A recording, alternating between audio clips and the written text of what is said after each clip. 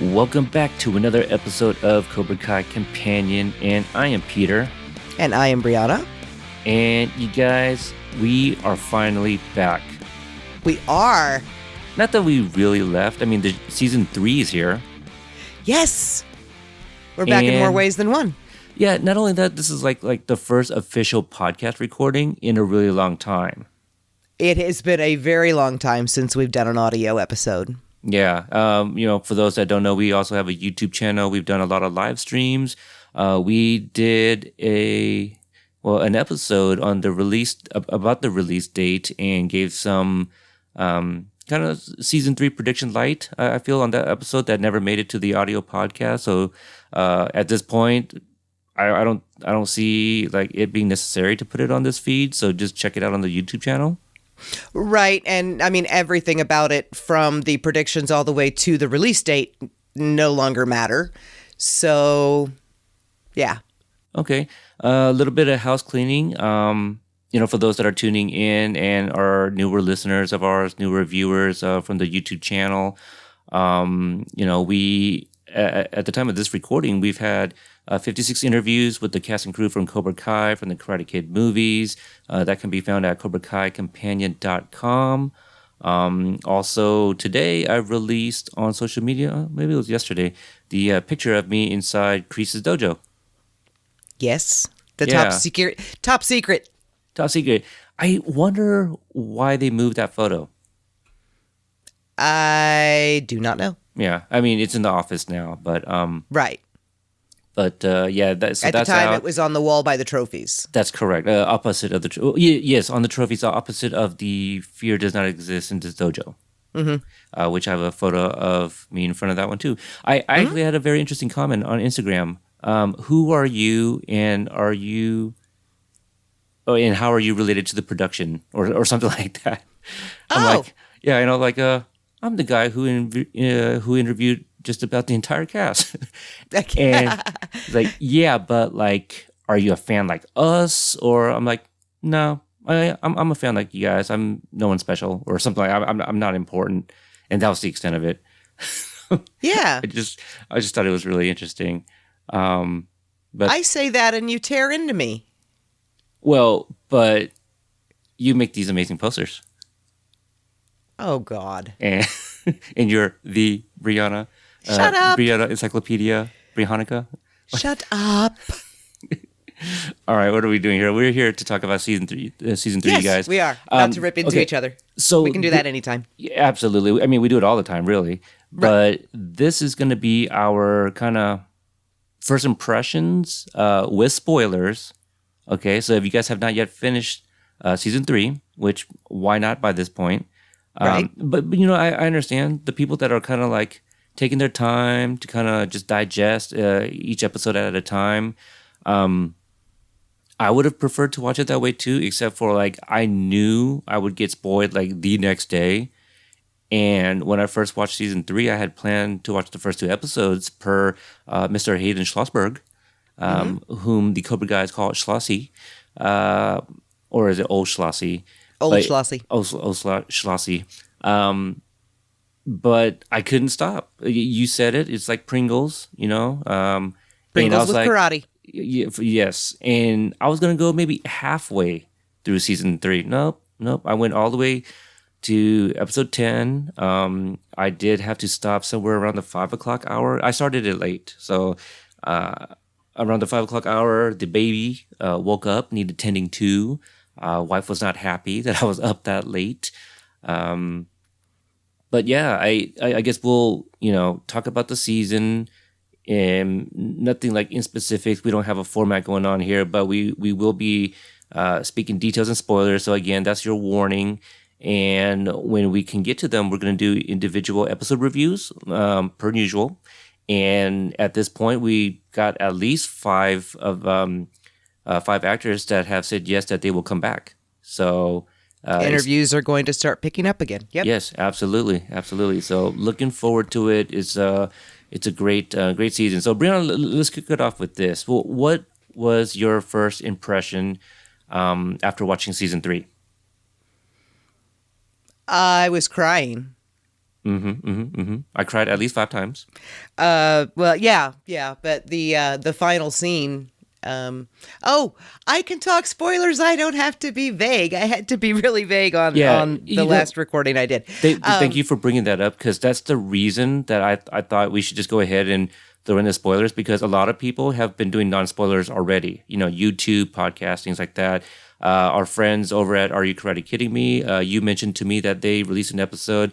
I've been working a lot of hours, long hours, so I'm missing a lot of things. But I do know the Cobra guys also dropped an episode, so I'm definitely excited to hear those as well as soon as we finish ours. So okay, yeah, me too. I can't wait. But at the end of that final scene, and a lot of it is the way it was shot, because the song is "In the Air Tonight," which is one of my favorite songs. It's an amazing cover. I know that Jen had found who it's by, and I just completely whiffed on the name. But she did Sweep the Leg 84 on Twitter. Oh, that Jen. Okay. Yeah, that Jen. Jen K. She did find who the cover is by, if you're interested. So look her up. But Johnny comes around the corner when they drop the beat, and it's like the most amazing thing, And then the feel it coming in the air tonight, and I've been waiting for this moment for all my life. And just as that line plays, Daniel and Johnny turn toward each other and bow, and I started bawling. It's like, yes, we have been waiting for this our whole life. Thank you. Oh yeah. You obviously. I'm so surprised that we got that in this season. I thought we would get teases. There's a lot to be said about this season. I don't know if there was like a point of emphasis on character names, because if you didn't know that Erin Bradley Danger played Counselor Blatt, you know now, because like I don't know how many times they call her Counselor Blatt or refer to her Counselor Blatt. And we got a lot of her. The most, obviously we only saw her in season 1, so we definitely got a lot of her here. Yasmin, I think Moon took a bit of a back seat compared to season 2. Moon was really only in the first episode. And is that also the same episode where her and Yasmin? No, yeah, she was in the with the science experiment. Okay, because I love that little panning shot of her and Yasmin walking in the hallway. You see Dimitri in the background admiring from afar, as he does. Yes. Yeah, a bit of a creative blocking there, putting Gianni in the background. I really enjoyed that. There's still plenty of things that I've missed. I've only watched it twice, and I say only because I know there's. How many times have you watched it? 3.5. Okay, not too bad, because I think like maybe last year, you were already at like 50 something. I was at like 3, or I don't know. Yeah, but I mean, we were also recording weeks and weeks afterwards. That's true.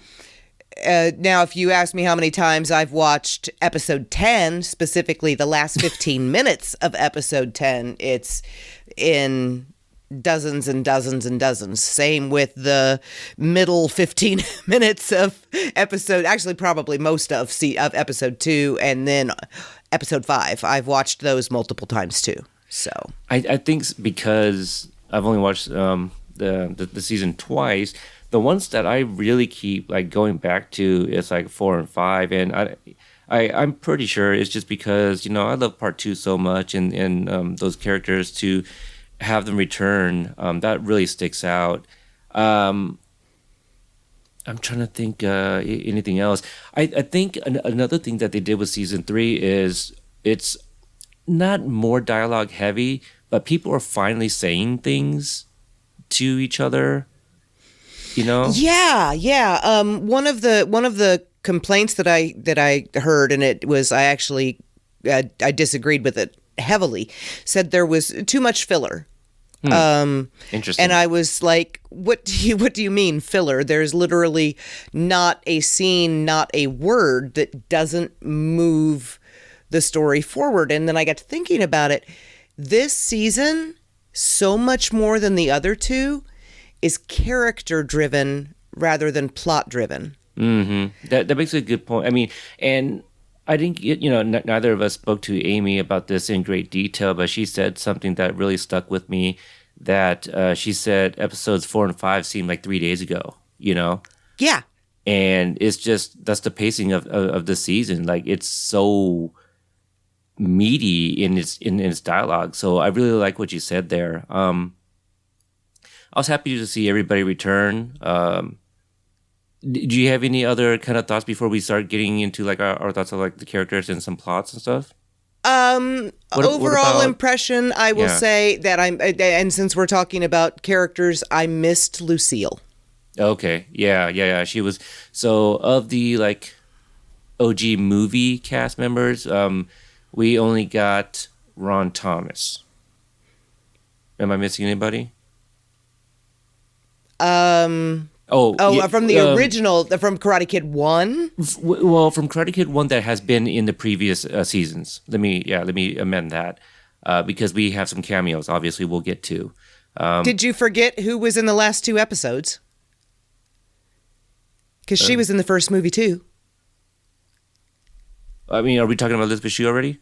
Yes. No. I said that we're also in the first 2 seasons. Okay, in the previous seasons, and so Ron Thomas appeared in season 2. 2, yeah. Yes. I had to think about that for a sec, but that's what I meant. But yeah. Okay. Elizabeth Shue. Yes, he was the only one. So let's just, since we're talking about her, let's just go straight to that, right? You bring it up a lot. We talk about it a lot. They avert their own tropes. Yes. Right. And they troll the living hell out of everybody in episode 3. Mm-hmm. Okay, yeah, episode 3. I tweeted it out. I should remember that. And there's this talk about like this doctor that had just flown in. It's a her. We see her from behind. Looks like Allie. Turns around and it looks like Allie. It looks like Elizabeth Shue, but it's not. And I think, the reasoning behind that was, some troll game there, but I think it was to kind of just throw people off the scent, right? Because people were already heavily speculating that Allie would return in season 3 the way 210 ended, right, with the friend request. And so by doing that, we kind of forget about Allie for a sec. And then when episode 9 opens up, and Mrs. Mills, I'm just like, wait, what is going on? So I think I was a little surprised by my reaction of seeing her. I was kind of like, oh my God, they actually did it. They actually put her in season 3. Not only just bring her back, but put her in season 3, where I was over here like, no, it's not going to happen kind of thing. But I was still surprised. So I like the fact that they did that really early on. I did, excuse me, I did not think that the doctor was going to be Allie, even though they set it up and it's like, doctor from out of state works miracles and she's here and she's blonde and all this stuff. I at one point remember saying something on one episode or other somewhere, that if they brought her in as the doctor to save Miguel after all of the, the Deus Ex Machina, if they actually went that route with her, that not only would I be disappointed in them as writers, I'd be pissed. Yeah. Because they're so much better than that, and that's such a cheap way out. So I have that faith in them that I knew they weren't going to do that. So I never expected that doctor to be her. Yeah. I agree with that, but for different reasons. But I guess my criticism, if you want to call it that, is having Allie be single or separated. My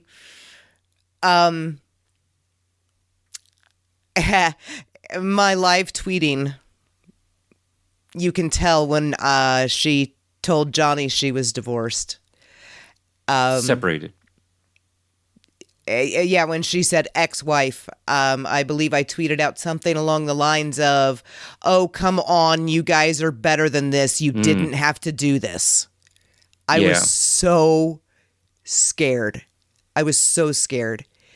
I should have held on to the faith and trust that I had in them from episode 3, because I lost it for a little bit there. As soon as she, the X thing came out her mouth, it's like, oh my God, no, they did not. No.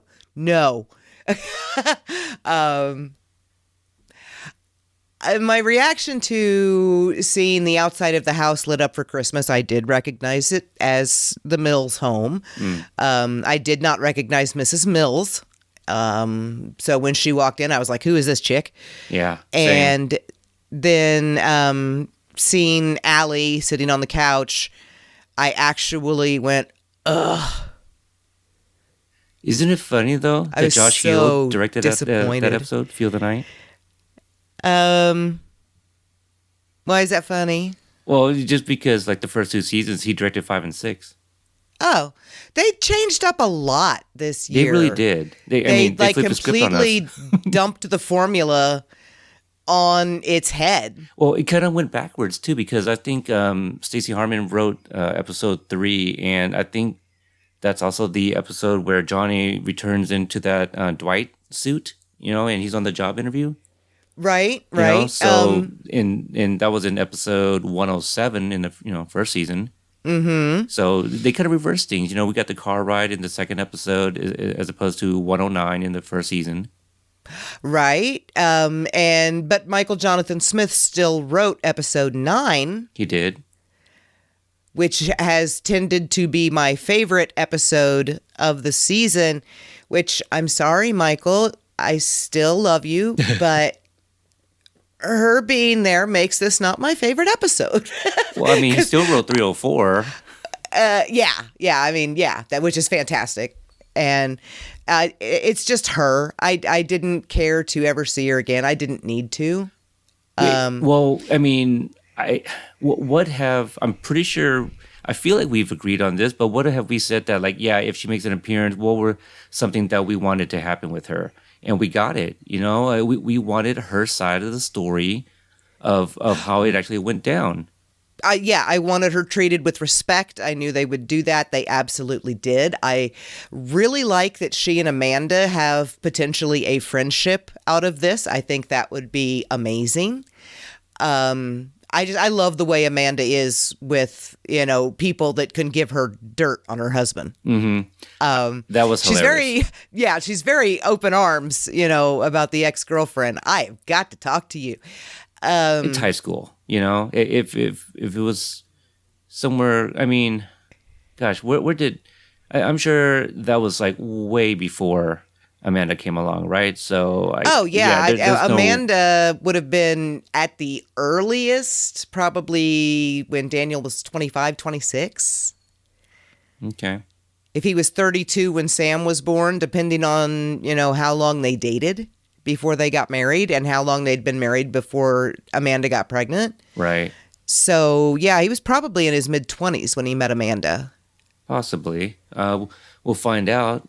But, yeah, I just, I'm pretty sure I've also said that, yeah, we'll find out that maybe Daniel just jumped to conclusions, which that's exactly what Allie said. And she also said that she helped him. She egged him on, which means she led him to believe that she was in love with the guy. She let him do it. Yeah.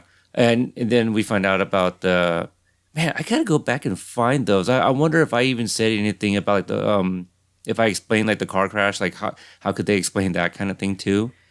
I think you did, yeah. And now it's the brakes were going out, which did Daniel ever get the brakes fixed, or is he still driving around in a car with bad brakes? I'd hope he got it fixed. I remember now. I said that maybe it was one of those things like they were kind of arguing, and somebody wasn't paying attention to the road, and I think that's what I said. But also another thing that I had hoped if she made an appearance was that she was going to give both of them closure. And I think they both got it. They both did. Daniel was obviously over her. He got two You hugs. know, Well, yeah, but the issue that he was having with Johnny there at the country club was not over Allie. It was over Daniel and Johnny. Yeah. Johnny said that he needed that. Allie said that she needed that too. If that's what Johnny needed to move forward with his life, then I'm fine. But she did do something that I didn't want her to do. Right. Which Go ahead. was be the instrument of bringing them together. I didn't want her to do that. I did not want anyone to serve that purpose. I wanted them to grow up and figure it out themselves. Because now Allie is the instrument of the rivalry and the instrument of the end of it. And maybe that's poetic that way. it is, but it also means that her entire existence as a character revolves around these two men and either screwing up their lives or fixing them. And I don't like that. She deserves more than that. Yeah, but I mean, do you want her to be more of a recurring character then? I would be fine with it now. Yeah. Because what my concern with her was, and I think I made it really, really obvious, I'm like, she's screwed these two up enough. And if she comes in and if she's divorced and if they try to do the love triangle thing, she's just going to, screw them up even worse. And they didn't do any of that. And she didn't screw them up. She fixed them. Gosh, you know what? I've gone live like a few times on Instagram, and there was someone I spoke with, and they were saying like, oh, well, I hope Johnny gets with Allie. And I'm like, Allie's married. Well, I mean, now that's even more of a possibility than it was before. But I don't know why. I mean, I don't think there's any possibility there. I think that they both acknowledged that they have outgrown that. yeah. That was high school. I mean, and the whole talk about Carmen too. And see, I like this. I think I saw a tweet. Somebody was saying something like, they were responding to Daniel and Kumiko and like, their time together. And then on the flip side, Johnny with Allie, they're all adults, and both pairings have a history. So, and I think that's the extent of it. Right. Right. And there was nothing awkward between Daniel and Kumiko. No, not at all. Not at all. He was they were as at ease with each other as, adults in their 40s as they were when they were 16. Mm-hmm. There was no, physical attraction between them. I'm sure there still is because that kind of thing doesn't go away. But no like emotional drive pushing them together at all. He is completely head over heels in love with his wife, and she obviously had no interest in, getting with anyone as an adult. So right. I mean, Amanda told Allie about Carmen, and then the topic of Carmen came up, and I think Johnny is really into her, and I think maybe some people would prefer Allie over Carmen because, they grew up with the Karate Kid. Maybe there's some projection on the character of Allie as well. Like, oh, that's like me kind of thing. Like how sometimes I project on Daniel or even Miguel. And I'm just like, well, why? Because like in season 3, Carmen was mostly emotional. Like we didn't have any fun moments like we did in season 1. They're all very family-oriented scenes, and when they're with Johnny, they're very emotional. But when it's with Allie, it's like it's all happy, and maybe people prefer that more. But yeah, I don't think that's fair. I don't think that's fair to the character of Carmen at all. One observation I have left of Allie, and then we'll talk about someone else. yeah, because we're already like 20 minutes in. Yeah, I know. We were trying to keep this one a little bit shorter, just because we're going to do the individual episode reviews.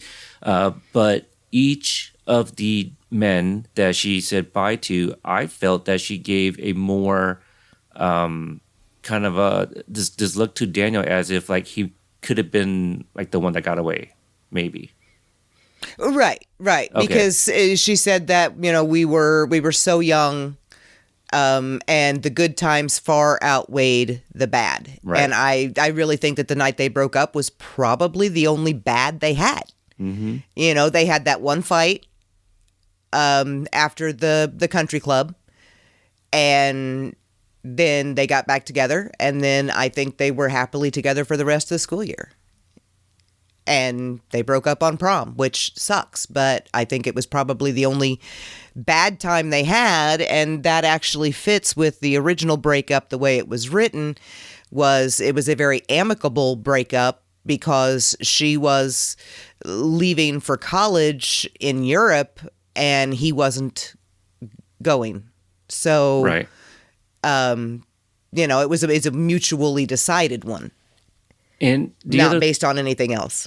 I'm glad that you kind of pointed out too that Allie mentions that she egged him on.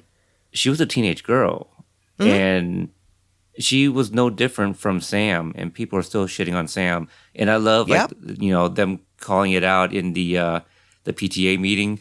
Shout out to Josh Heald for the funniest line. Oh well, yeah, his was great.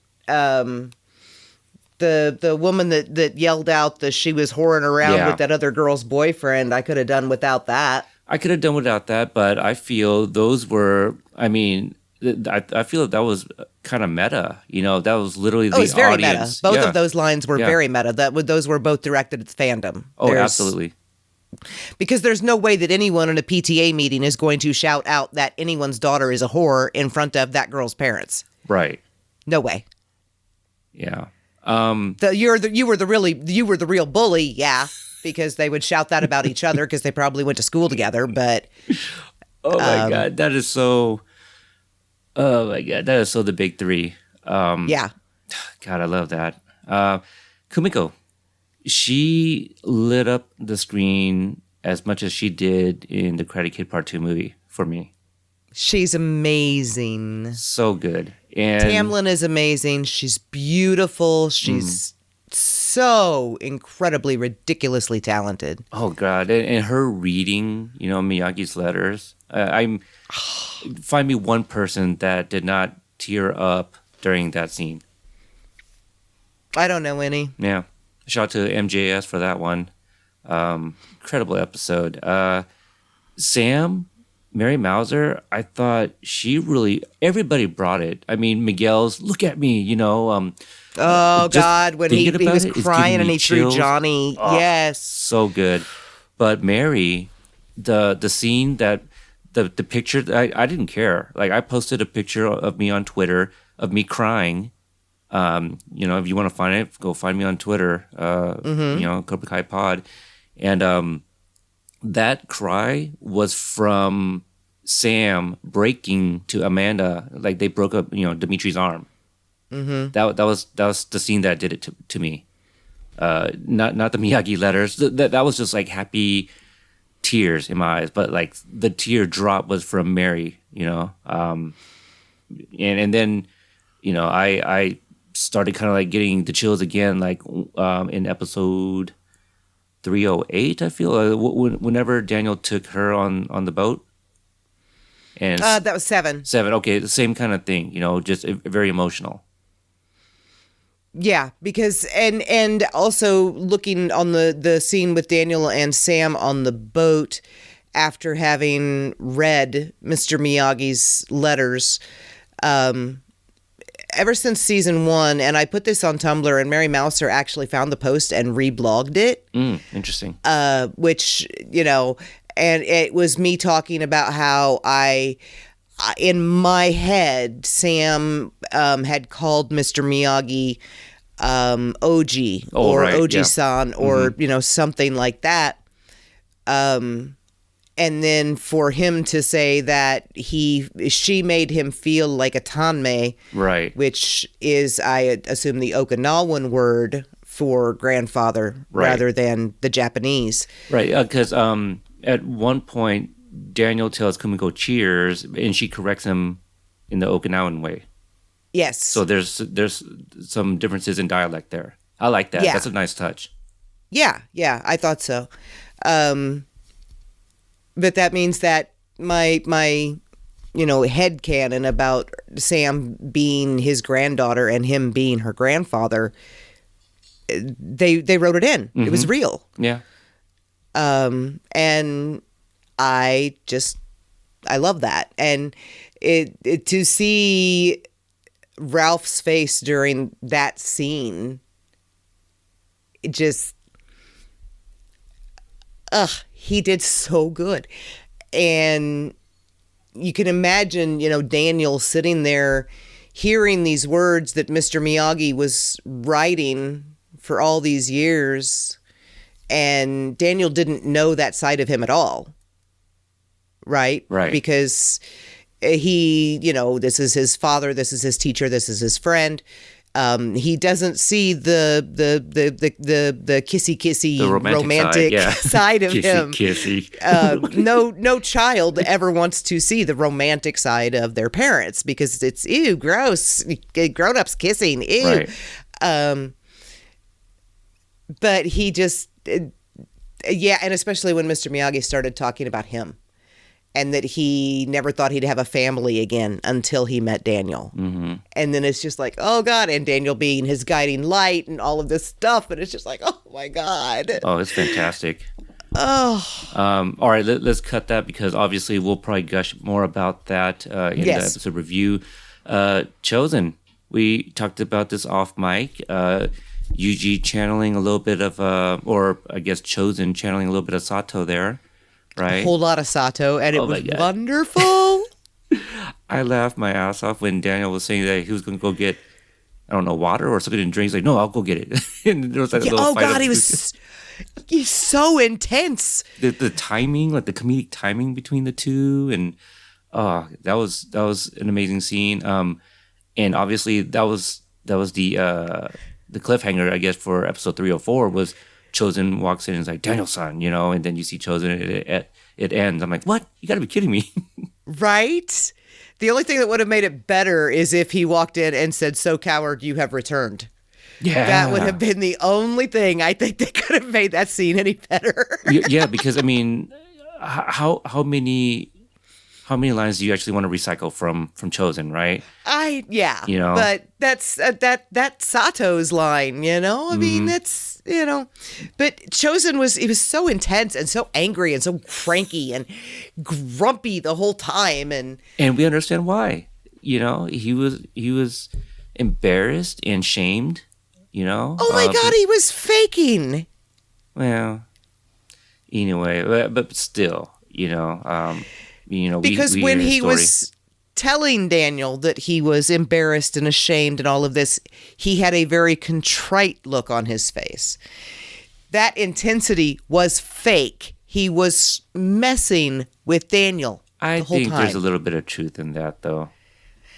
Maybe. Maybe. But I think his normal face is probably something a lot closer to what we saw when he was like, well, I have a class to teach. And he looked just like a normal person standing there and maybe a little bit shy. What a switch, right? From the nose honk to like, oh, you should have seen your face. The face that he does.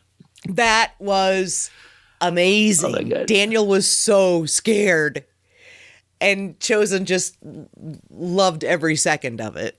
So Preston, the 8-year-old, when Chosen came on screen, he lost his shit. Oh, he did? Yeah, he did. And then episode 5 started, and then it was still at the cafe or the bar, and Preston was like, oh, yeah, I was hoping they were going to fight right there. And I'm like, oh, really? Did you like their fight in the second movie? He's like, yeah, it was so good. It's so like later on in the dojo, he's like, oh, they're going to fight. So I guess I never really knew, like, if he liked the character of Chosen or anything like that. But yeah, he's he's a Miyagi-Do kid. So, and I guess, listening to the dialogue, he picked up on like, we were taught by basically, the lineage of Miyagi. So I think, he understood all that. And so he thought it was really fun to see that. He laughed his ass off at the honk. which I don't know if I called it so much as that I just wanted it to happen.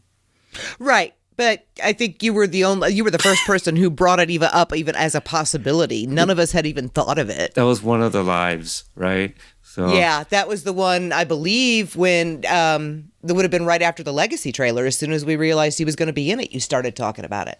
probably. I'm a little bummed that the drum was introduced. It was there, but the Legacy trailer also played the drums, and I just thought that maybe it was gonna kind of come back again. So with Chosen, I think in this episode it really solidifies. I'm not sure if that's the right word I'm looking for, but Chosen definitely knew and how to block against a crane kick. Yes, because he'd been trained. To do it. We all and knew that. I knew that all along. Oh, yeah, sure. Everyone. If you just think about it, like it makes sense. But this is like, okay, he's got the artifacts that Sato had. Sato had these artifacts that Sato knew. So it's just even more proof, I guess, is what I'm getting at. Oh, okay. Because there have been a lot of people who are like, oh, well, obviously he only did it wrong. He did it wrong anyway because Chosen stopped him and all that. No, Chosen knew how to block it because Chosen knew the move. Exactly. And I always knew that from the first time I saw the movie. I knew that. Yeah, they learned from Skrull. My question, and I probably will ask this at a Q&A at some point. Why did Mr. Miyagi leave all of his family possessions and artifacts in Okinawa in the first place? He left when he was 18. Yeah, but why didn't he take them in 1985? Well, we don't know what we know the circumstances that he left. We don't know, like, how quick he left. He might have just packed up, like, literally what he thought he can survive with and just go. All those artifacts. His dad was still there. Maybe his dad gave to Sato after in Miyagi 1943, fled. I'm not questioning it all. I know when he why. went back to okay, because Sato and him were. I don't know. Maybe it was left in the Miyagi dojo, and it's just one of those that just kind of kept it in the family kind of thing, instead of him bringing it to the U.S. How did it keep it in the family if no one in the family was still alive in Okinawa? I don't know. I'm not. See, I get your question. I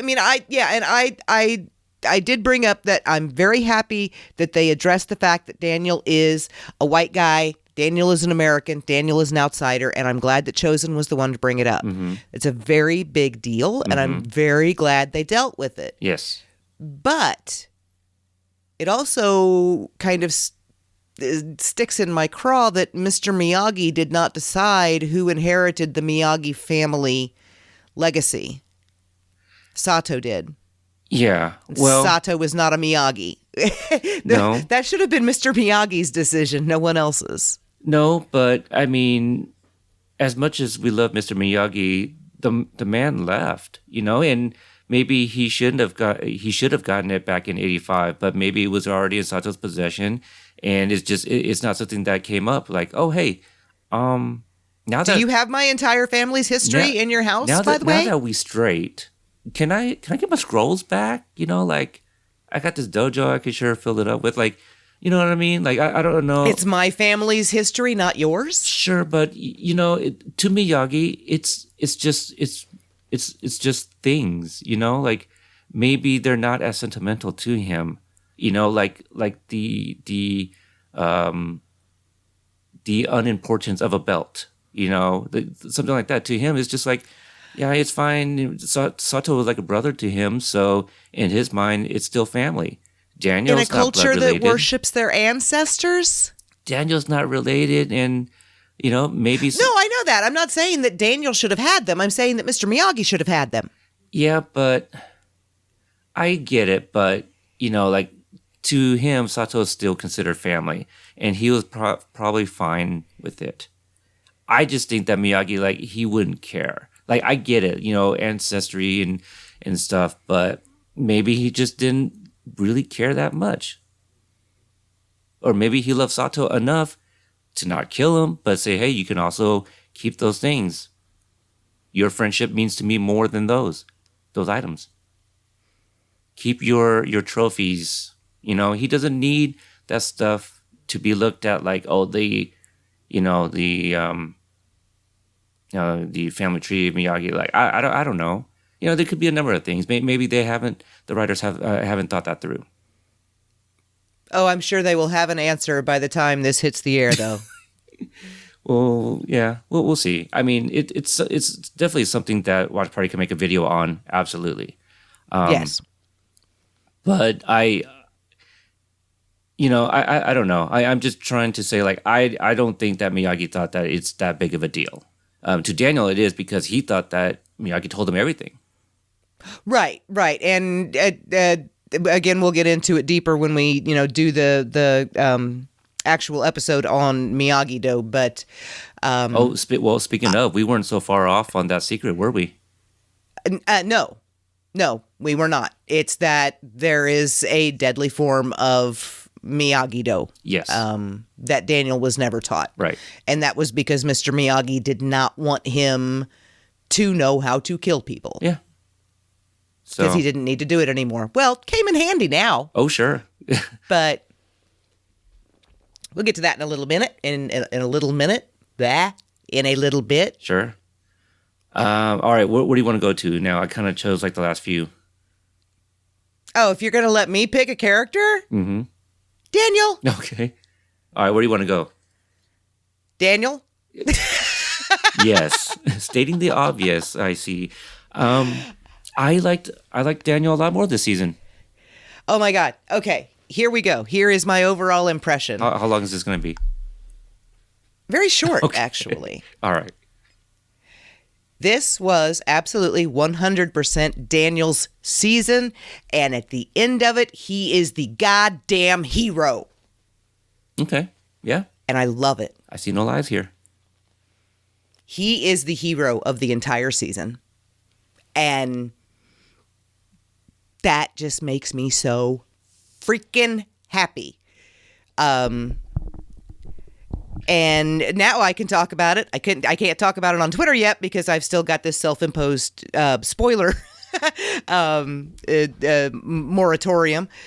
But what happens at the end of the fight is something that, I mean, I've said that, I have this. I'm drawn to the idea of these two protecting each other, Johnny and Daniel. And it's just, I don't even know why. It's just something I really want to see them doing. I think that they are important enough to each other that they would do it in certain circumstances. I always thought that what I needed to see was to flip the bully role and to truly redeem Johnny. He needed to protect Daniel from something. No, I needed Daniel to forgive Johnny enough to protect him. And he did. And when that fight started between Johnny and Kreese, as I'm watching the fight and I realize that it is not really going in Johnny's direction for a while there, I'm like, Daniel, where's Daniel? Where is he? Why isn't he there yet? Okay, Johnny got to the apartment first, but Daniel's got to be home by now. He's got to know what happened. Where the hell is Daniel? And then as he's choking him to death, I'm like screaming at 5:30 in the morning. I'm just screaming Daniel over and over and over again. And then when Kreese goes flying across the mat, I'm like, Daniel! And it's him, and he saves Johnny's life. And it's just like the most mind-blowingly incredible thing. And I know that a lot of people are kind of saying, oh, the team up won't last. They'll get into it. They'll split up. There is something about someone saving your life that kind of makes stupid little petty rivalries from high school really insignificant. I think these two may get into arguments. I think they may get irritated with each other.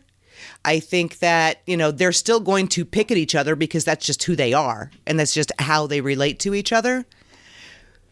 But they have now formed a bond that will never be broken. Cannot be. Yeah, no, I was really surprised to see like how much of them together that we got. But one thing it's super minor, something that is like stuck with me, and I still laugh out loud the two times, that it's happened. But it's when Daniel walks into the dojo, which we got super early on, and we thought we were going to get like in the finale. Right. So, tip of the hat to the person who cut the trailer for, Yes. For the They Mr. cut that very well. Yep. That was really good. But it's when he walks in and sees Kris Kringle. He's like, "What the hell?" Like, Well, Kreese with the Santa hat on, yeah. Well, I mean, just because like that image with him with the Santa hat just came out recently, so like his reaction to like, "What the hell?" Like that just made me laugh so loud. Right. It was really funny. That was funny. You got Daniel with the headband in more than one scene. Yes. So that was really good. But yeah, I liked Daniel a lot this season. I've always loved Johnny. It's he's the lead, and they both owned up to their mistakes. They blame themselves and all of that, and I love their relationship with everybody. And Miguel is like the MVP because like anybody he shares a scene with, like it's a fantastic scene. I got the Sam and Miggy, feels from season 1. I think, when season 1 came out, a lot of people were saying this, and I know that some, longtime fans have been, no, this is not a show that I didn't think I needed. Like I've been waiting for this since, the next Karate Kid or the Karate Kid 3 in some cases. And I think the thing that I didn't think I needed was more Daniel and Miguel. To see him inside Miyagi-Do, to see him like peek underneath the tarp, to see the classic Ford, just all of that, it was fantastic. Like that's the one thing I didn't think I needed more of. See, I absolutely knew that I needed more of that because we have had none of that. Sure. This was That's the first fair. time Daniel and Miguel had ever spoken to each other than Daniel saying, "Don't believe a word he says." Right. And then obviously their interaction, if you want to call it that, in the tournament. So yeah, their encounters have not been the greatest. So Right. yeah, it's just it was amazing. Second season in a row where a Make-A-Wish kid was referenced, right? So we got the D. Yes. Snyder there. That was Yep. fun. What do you think about Robbie in this season? He broke my heart. Yeah, I mean, very interesting to see him and Johnny fight. Did not think I would see that. Fight. I know. Everything, and I don't blame Robbie.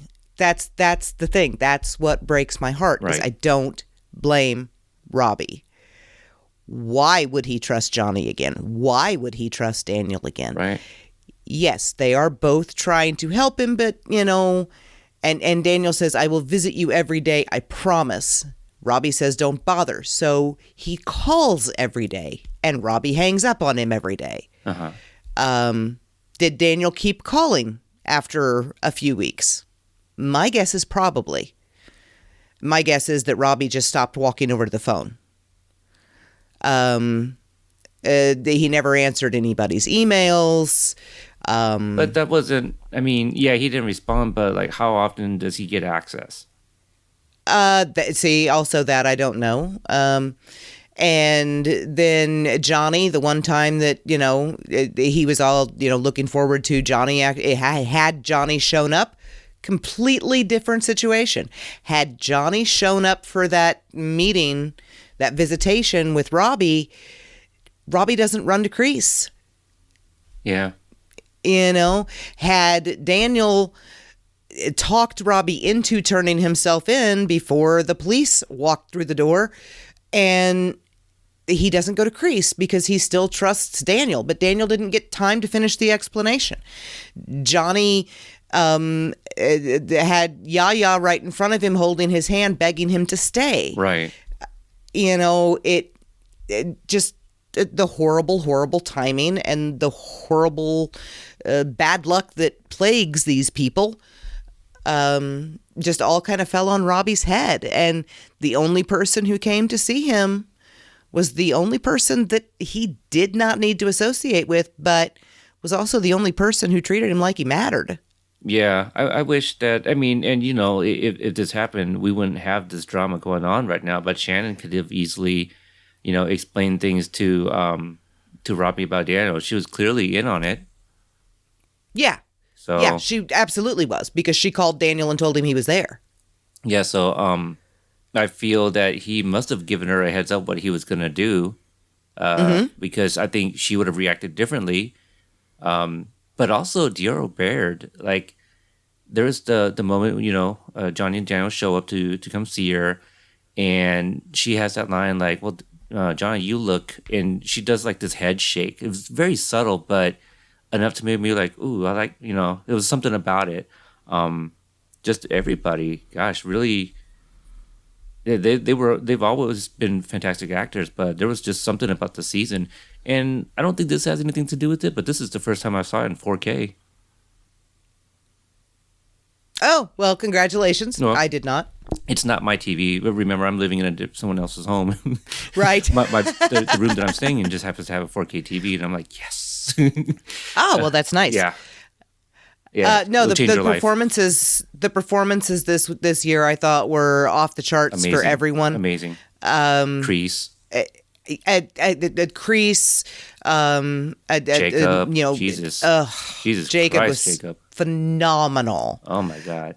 You could see, and I know that when we talked to him, he said he doesn't see Eli and Hawk as two different characters. He sees them as two different sides of the same person, which I guess is kind of the same thing. But you could see every time Eli was battling for dominance in Hawk's mind, you could see it in his eyes. Well, like when how he did that, I have no idea. Like when Johnny goes to them talking about his new dojo, you know, and walks off, there's this, you know, look that Hawk does, and like, that's very much Eli.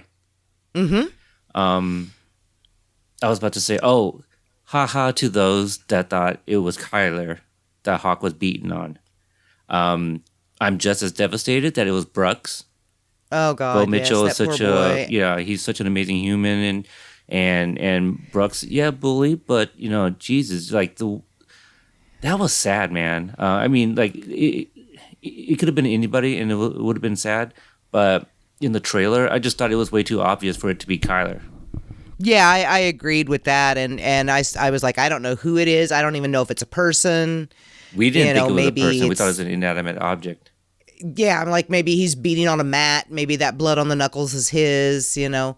The fact that was Brooks's blood, and that we are to assume that beating was so severe we weren't shown it, does not bode well. But it also makes me wonder, where the hell are Brooks's parents? And why did they not call the police on Sensei John Kreese for allowing that to happen to their son on his first day of karate lessons? Yeah, he told, who does Craig play? Craig plays Dieter. Dieter, that's right. I always forget his name. Yeah, that, you know, that moment where Kreese still, you know, has Dieter like put down the flags. There's no point. We're gonna let Hawk go at it. You know, unleash the beast, so to speak. Got some good Owen in here. We got, you know, Owen's in the background in a lot of scenes. Got thrown through a freaking window. Oh my God, I screamed. Oh my God. When he came flying through that window, that was one of many screams in episode 10. You know, it's one of those, like, what can we do to take these guys up a notch? You know, just to add some badassery, and, you know, Nate got an F-bomb. Huh? Nate got an F-bomb. Yeah, I was about to say that. They gave Nate the F-bomb, so I think we all lost that, because I don't think Hawk had it, right? Just the one. So, maybe I don't know if we will be able to find out, but I I heard that Nate had a deleted scene. So maybe we can find out about that. Okay. Yeah. So yeah, he got the F-bomb, gets jumped. Car wash scene, hilarious. Khalil, hilarious as all hell. Oh God, yes. On Paul's car. Yes. Chris on Paul's car Yeah. was, and when I saw Paul driving the car, I'm like, seriously? Like every character that's ever had a line is coming back this season. Is that what we're doing? That's cool though. You know, it is. Yeah. It's continuity. It's continuity. And I tweeted this out. I was just like, man, I'm sitting here and I feel like I am literally watching a sequel to like one of my favorite movies. And it's like they're bringing all these people back. And I wonder if this is like how some of our like listeners and viewers feel when we got Cholo, or even when we got the big three the very first time, you know. And we're sitting here as fans of the show, like, oh my God, they really brought back Allie. You know, wow, they brought back Bobby 2 seasons in a row. Hey, they brought back Counselor Blatt and gave her like all these extra lines and scenes. Mm-hmm. So she must have been really PO'd because Counselor Blatt was definitely in a mood this season. She was. Yeah. She was. NEA guidelines are very clear that no teacher can get between two students who are fighting. You know, she's very. And whoever, I don't remember who it is that wrote the episode, but whoever wrote the "it's just like Dare, but it works" line. Which episode is this? That's why I say I don't know. I don't remember what episode it is. I think it's episode 2. Okay. Maybe no, 3. It's the 3 was Stacey 1. Hartman. It's the school board meeting. Oh, it's 1. The first one so was it's the big school 3. board meeting. Okay. And John and Hayden directed it. Okay, I was like, whoever wrote this particular line, and it's the Dare line, either lived through the Dare era or had children who did. Because it is spot on. That it Dare doesn't work. did nothing. I mean, the only thing I remember about Dare, and this goes back to my 2nd grade, that there was a song. There was a Dare song. Dare to All keep kids I off know drugs. is that, junior high kids were getting high before going to Dare meetings. I'm like, this is probably not working, guys. Oh, I don't know. I mean, ours was just an assembly to introduce Dare, and people wore shirts, and cops came to talk to kids about drugs. I was too young. Oh yeah, they had Dare had meetings here interesting. once a month. They were like club meetings. Oh. So Yeah, maybe it and went they'd all away go by the to time them. I got to that age. Oh yeah, Ineffective, right? So, right, completely pointless. speaking of returns, we got Ron. President Ron came back. Shows up in the backyard to drink lemonade. Hey, look, it's a free invitation to anybody to the backyard. Which, by the way, another dream sequence of Tori being in the backyard. Yes. So that was very interesting. That one freaked me out. What freaked me out was when Tori dunks Sam's head into the pond. Right, and Sam dies. Okay. She died. She drowned. I thought that she was just like, like she could have been brought back. Like they cut at a point that she wakes up, but like, you lose consciousness. No, but Sam you could 100% was dreaming about herself dying. CPR, little mouth to mouth. You could bring her back. It's because Tori's gonna really save her life after that. Somebody else could have shown up, but it's a dream sequence. For God's sake, Sam was dead. That's why it freaked me out. My live tweet of that was, what the fuck?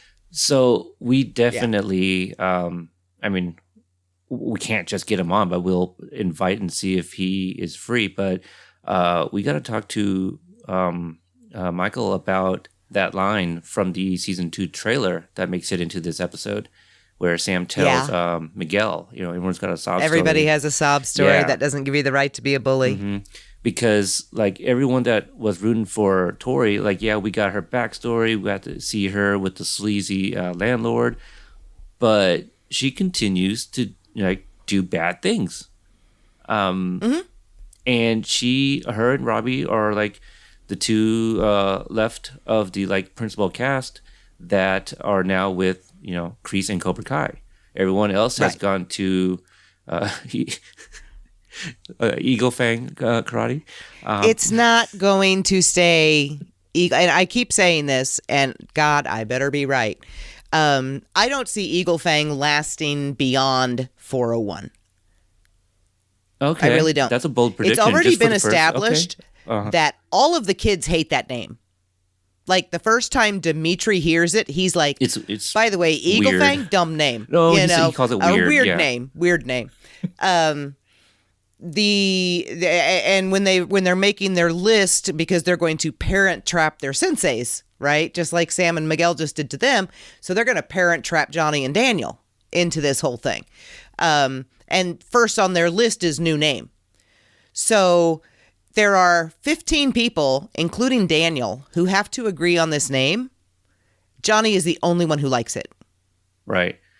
It's not going to stay that. I myself am holding out for Mongoose. I'm not saying that it's going to be called that, but that's still Johnny's group. So we're going to refer to that group as that until we get something new. Okay. But I'm not saying that Daniel was going to like rename that and we're going to get a new sign or anything. No, not yet anyway. But we'll see. Oh, I don't think it'll be Miyagi-Do either. They got to come up with something together. They do. That I agree with. But it'll be interesting because currently it is being held at Miyagi-Do. So right. I think just because of that, I don't know. Maybe it'll still be Miyagi something. I don't know. I think that I think they can also get rid of it. But I don't know. That's going to be a tough line to walk, right? When you talk about like the spirit of Miyagi is all over Cobra Kai, the TV show. How do you drop Miyagi from the dojo name? So that's very true. That's very true. Also, they do have or will have a plan for sensei dispute resolution. So these kids already know that they're going to have to adjudicate when Johnny and Daniel get into it.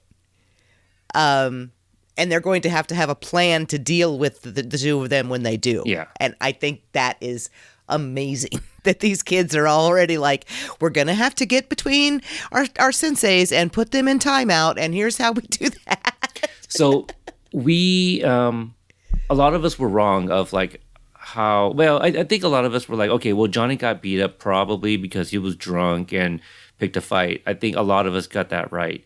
But, obviously I was wrong where I thought that he went back to the chop shop and got beat up by the same guys or, to fight the same guys.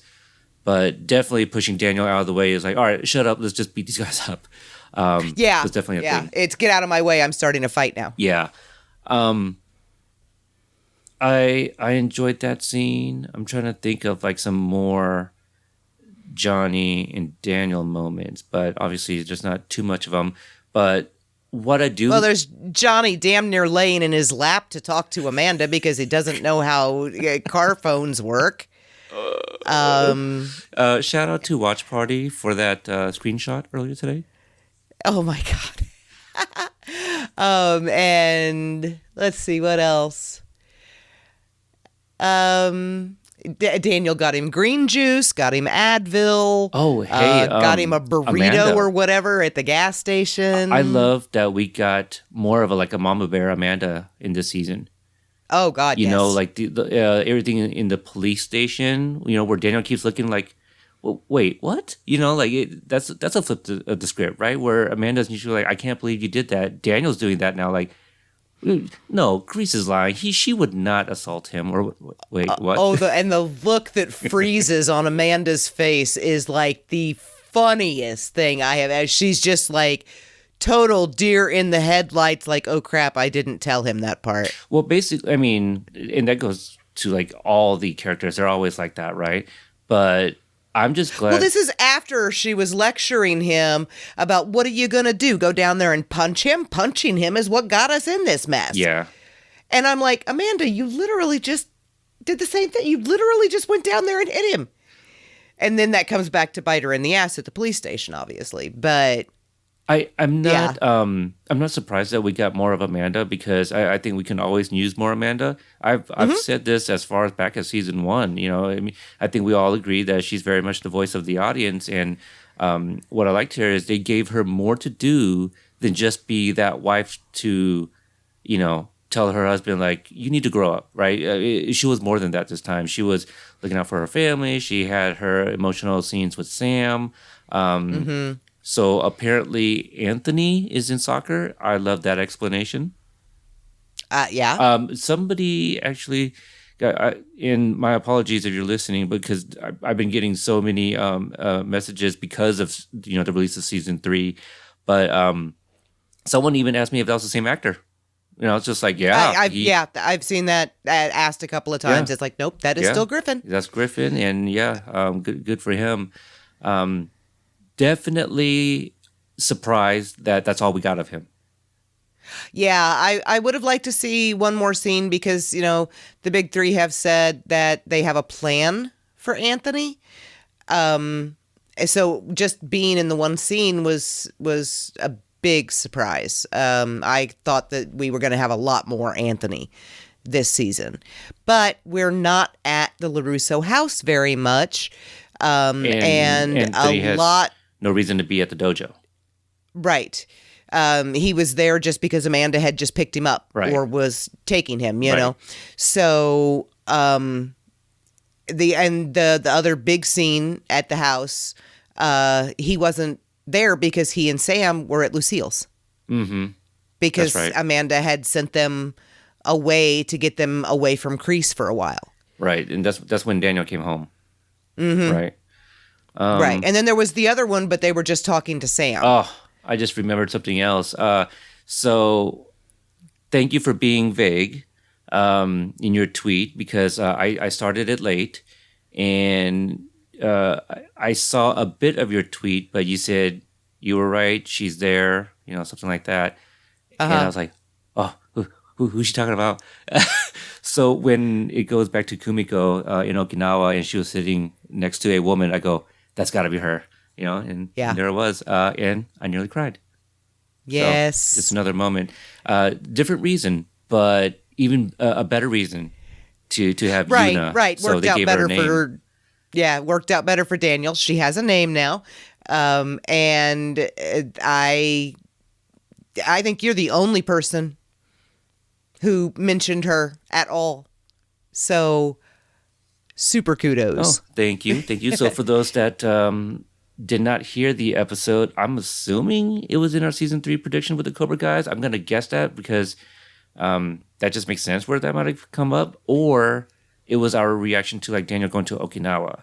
I think it was just you and me talking about Okinawa. Okay. So basically, we didn't know why. I think Watch Party is the only one that called it that it was a business trip.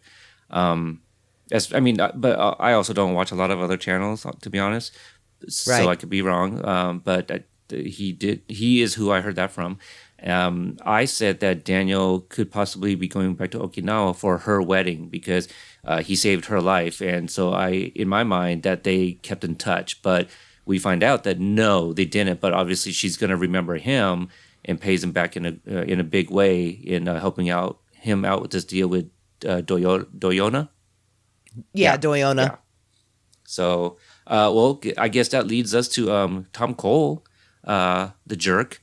But we got spoiled with the news returning with a snake scene. I don't understand. Maybe to whoever decided to release that just didn't think showing Anush was going to be that big of a deal. But yeah, that's a spoiler because the last time we saw Anush, he left to Tom Cole.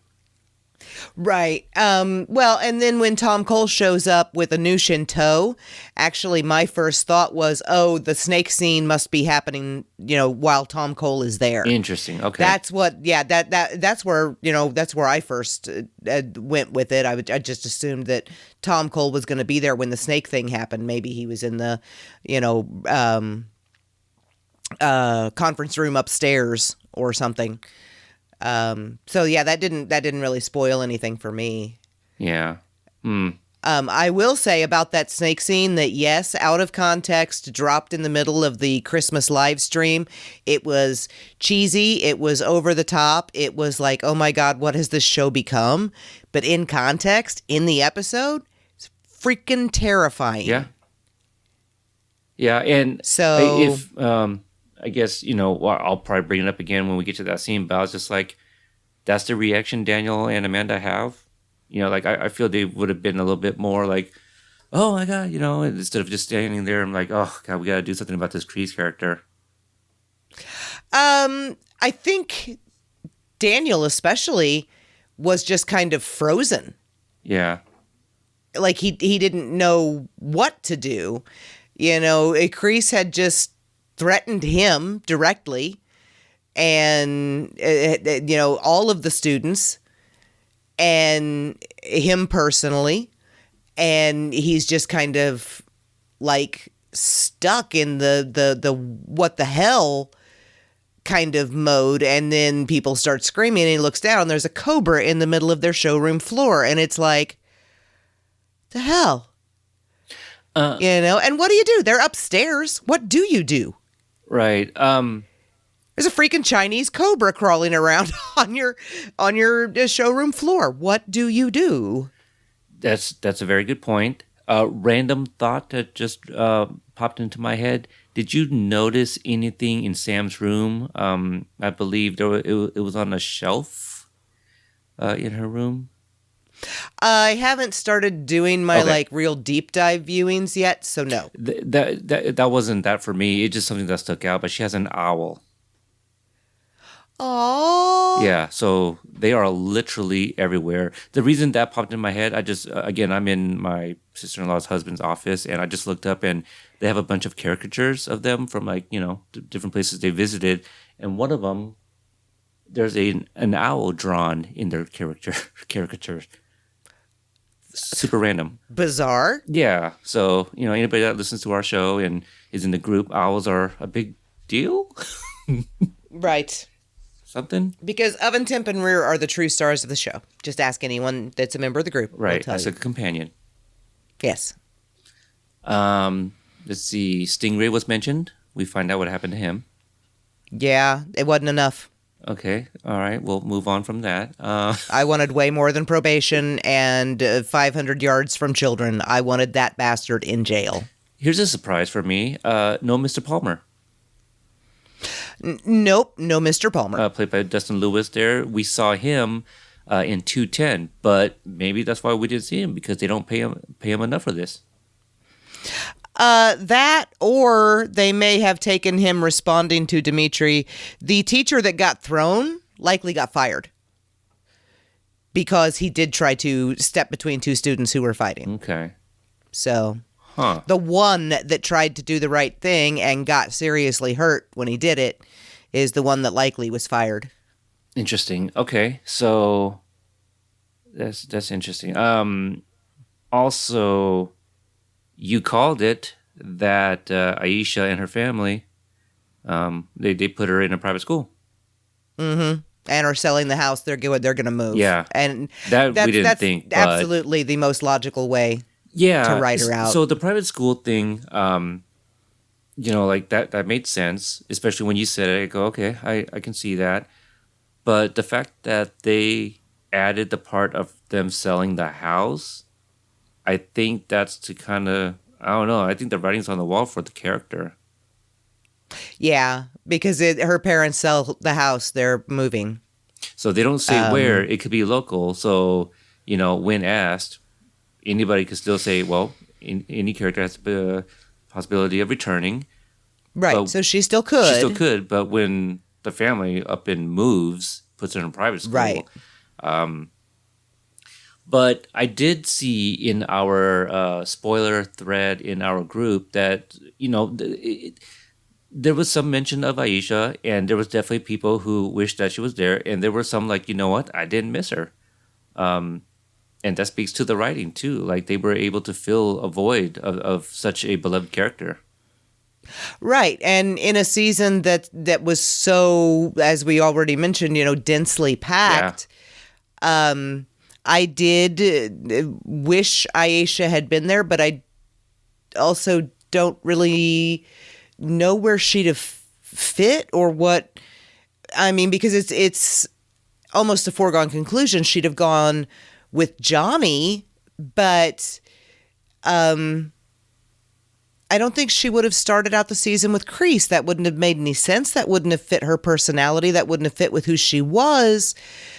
But at the beginning of the season, Johnny didn't have a dojo. Right. I mean... So she couldn't have been in the first half of the season anyway, because it wouldn't have made any sense. Right. And if she was in the season, obviously, like, her and Sam, I think, would kind of patch up that relationship.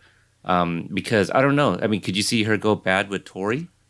That it would be really interesting. So they weren't lying about that when they said they didn't, she wasn't in their narrative for season 3. Yeah. I mean, because how do they do that? She's still friends with Tori. She was on Tori's side in the fight, because she was going after Miyagi-Do students in the fight. So how do you patch it up with Sam after that? But it still doesn't fit her personality to be with Kreese.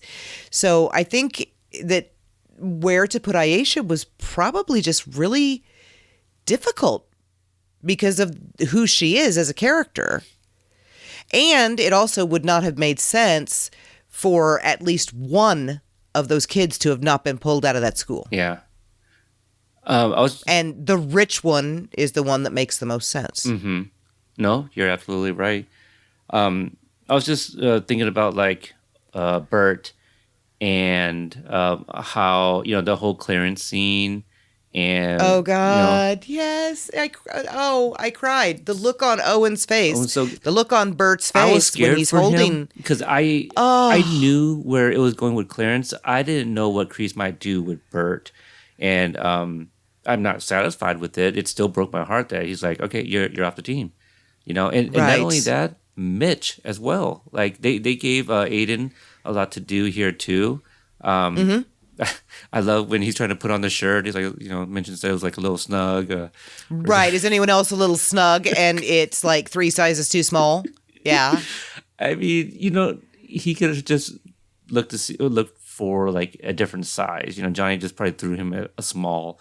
Right. That was hilarious. But, by the way, you guys don't know that are listening to this, those shirts are available in red, black. There's some hoodies. That design is available at the CobraKaiStore.com. Let's see. We mentioned Chris, Mitch, Owen. Nate had another funny line, when they're kind of dueling off. I don't know if it was 9. I think it was in episode 10. 9? Maybe episode 9. Where he tells Bert that I wouldn't even come to your funeral if you died. That's it's the end of episode 9. Okay. It's when they all get to the house for the party. Yeah, I hate your stupid face so much. And Why? If you died, I would not even come to your funeral. Yeah. They're hilarious. Oh, so good. Because there's absolutely no basis for this rivalry whatsoever, as evidenced by how they relate to each other when they're in the same dojo and they're friends all of a sudden. If you guys haven't heard our interview with Michael Jonathan Smith, we ask about like that face-off in episode 209, and he just, I'm paraphrasing, but he was talking about how he just likes the idea of Bert thinking like he was, I don't know if he used the word mascot, but like he was that little guy, then here comes Nathaniel. It's like, no, fuck that guy, man. No, I'm the little guy. I'm the cute one. Yeah. Oh man, can't wait to talk to him again if we get a chance to. Right. But now they're completely over it and they're besties and they stand next to each other at the dojo. See, so people got it wrong when, when the trailer was talking about like alliances and stuff, and people were talking about like, Amanda and Kreese go further back than we think. Like, no, this is actually like the friends who broke apart, kind of rekindling that relationship. Rekindling? Well, it's also Johnny and Daniel. Well, sure, but I mean, it starts with them, but then the entire their respective dojos as well. You mentioned it, and that didn't even occur to me that the Ginger Twins were the only ones that didn't patch things up. But I mean, they live together. That actually makes me so sad. Little Red did not get his brother back. Yeah, but I mean, that is Chris and Mitch got to hug again because they were best friends, and now they're back together. And Sam and Miguel standing shoulder to shoulder at the front of the class, absolutely fantastic. Eli back up on the platform with Dimitri, and it just makes my heart sing. And here's the little guys, and they're hugging. Okay, that's awesome. And little Red's just standing there in the middle by himself. And where's his big brother? This is unrelated, but no, that's a very sad moment, and maybe that's a great question for a Q&A. But with the what was my thought that I had? Oh, that I had tweeted out a couple of weeks ago that I had hoped that in season 3 that the Miyagi-Do students would kind of show people that they can be badasses too, not pussies. Do you think that happened here in season 3? Oh, hell yeah. I mean, I couldn't be more happy.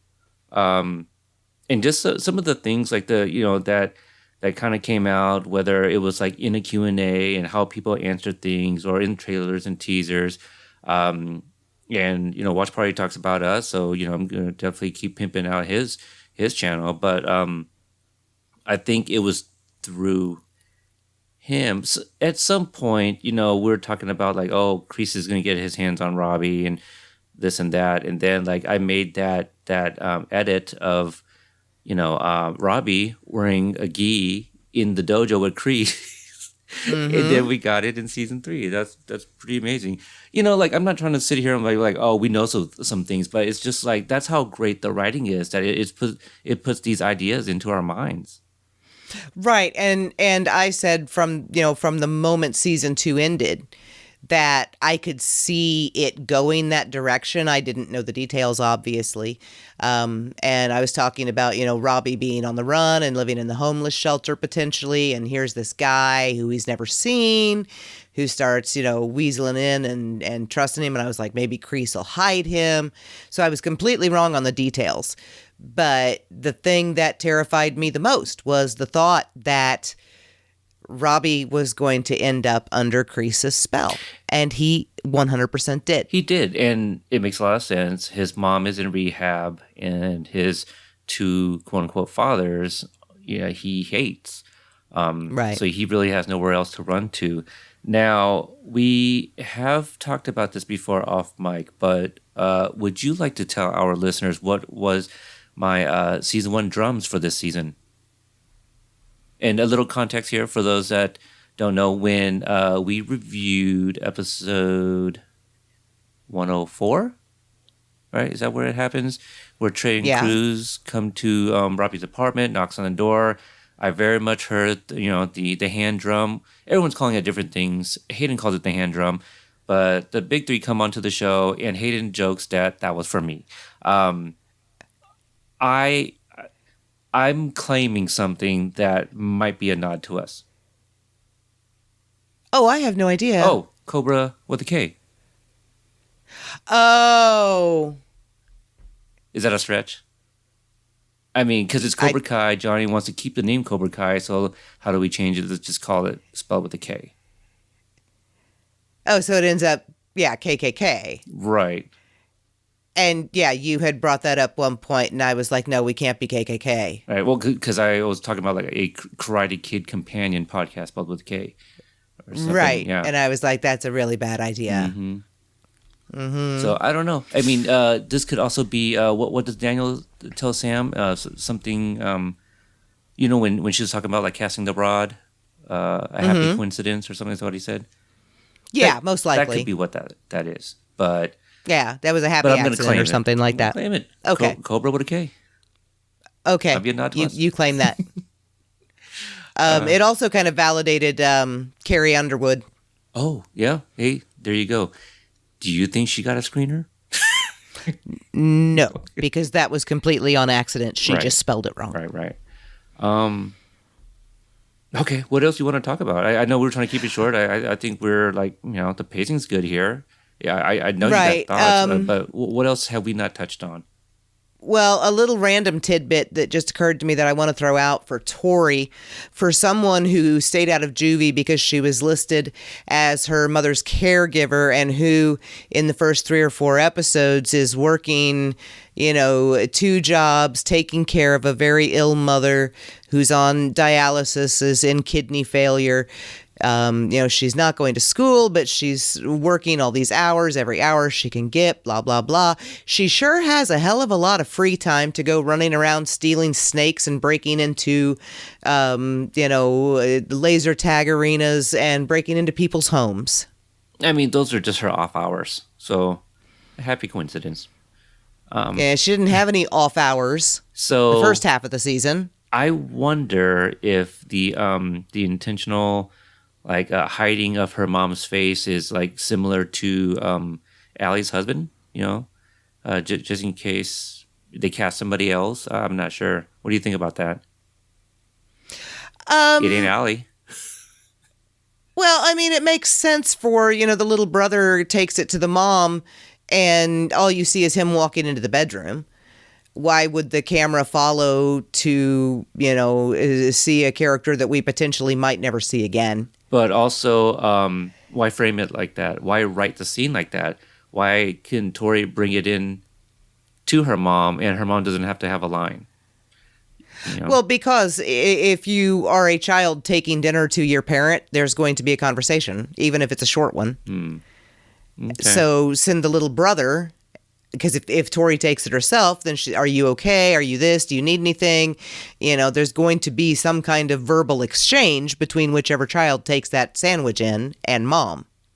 What's funny is when she talked about her brother in the second season, I didn't get the impression that he was younger, unless it was just something I completely missed and forgotten.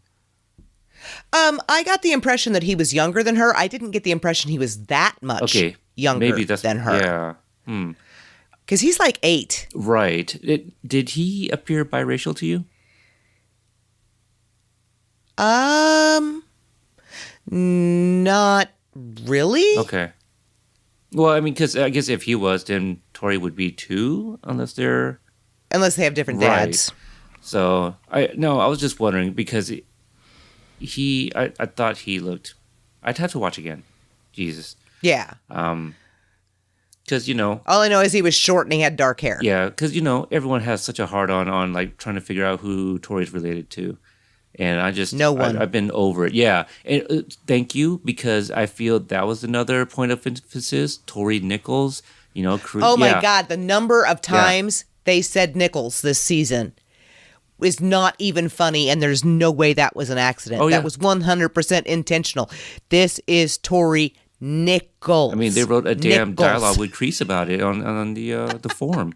Yes. Also, there was one point where I think Counselor Blatt names off some last names, of like Big Red, Edwin, and 2 other people. I'm forgetting. Caldwell was like a last name. Caldwell Johnson. That part was that Counselor Blatt or was that Kreese? Everything's just, that's what happens when you binge. I think that was Kreese. Okay. But do you remember the scene that's like... I do remember the names being called out, yeah. Yeah, so I'm trying to figure out like, okay, now who's who at that point? But I don't remember Counselor Blatt doing it. Okay, it may be because when she walked up to him in the hallway, she just asked what was going on and then asked him if they had somewhere to be. Yeah. She didn't name any kids at the school board meeting. No, it was definitely it was probably Kreese. And then in the cafeteria scene, she was just talking to Hawk and Dimitri. See, this... And Sam. Not that I want this for realsies, but I think it would be kind of nice for us, for podcasting, that, we got one episode a week. Because then our minds wouldn't be like, wait, what episode was that in now? Just the podcast part of me will never overrule the fangirl part of me. And no, that is a horrible idea. That is a terrible idea. I like the idea. Anyway, that's the podcast. It did not do then. good things to the boys. Yeah. Actually had the exact opposite effect. Did bad things to the boys. Speaking of the boys, I'm thinking of the big 3 in particular. I think the consensus is this was a fantastic season. People love it. But then some of these comments out there, they're like, oh, this is going to be really hard to top. And, this, that, and the other thing. I'm like, really? You guys don't have faith in the big 3? This is a high bar, but Well, these are going to be the same people that said that he could never top season 2. They could never top the fight in the school. They did with the fight in the house. see, yeah, That they could never improve on, that one or down the hallway. They absolutely did. They did one that's longer, in tighter spaces, with much more movement. And I need to time the thing. It's at least 2 minutes long. Not only that, where it's set in the freaking LaRusso's house. Exactly. Yeah. We've been in that courtyard. Yeah. How they had room to maneuver that camera down that bridge with actors fighting on that bridge, and then around, and then come back, and you've still got stunt guys trading in and out. Like Noah comes in for Miguel a couple of times through that whole thing. It's just insane. I think the editing, everything went up a notch, and not to say like it was, like anything was bad in the previous seasons, but like, I think the editing was like really flawless. Very little did I ever see like any of the other stunt people. Oh yeah, so much so, yeah. I feel a lot of the actors did a lot of their own stunts this time around. Well, the fight between Miguel and Kyler, the fight between Miguel and Kyler, Sholo does do the backflip. Yeah, and then it cuts, and then that's when he wraps his leg around Kyler. And that's no. There's two. Oh, okay. There's one where he does a backflip to get out of Kyler's hand, and then he lands on his knees and he punches him, and it's all one shot, and it is definitely Sholo, because you can see his face, who punches him. Okay. So that means Sholo did the backflip. Right. He goes into the spinning move, but then I'm pretty sure it's Noah that completes it. Because that's where the cut is. Right. Yeah. And again, that's some good editing there. Oh, it's amazing. Exactly the same posture.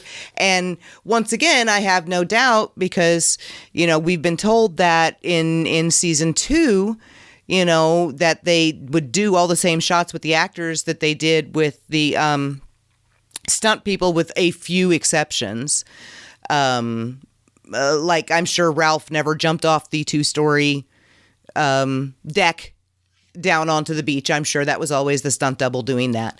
So there very well may exist somewhere a shot of Sholo actually doing that rap move and landing it. It's possible. It's possible.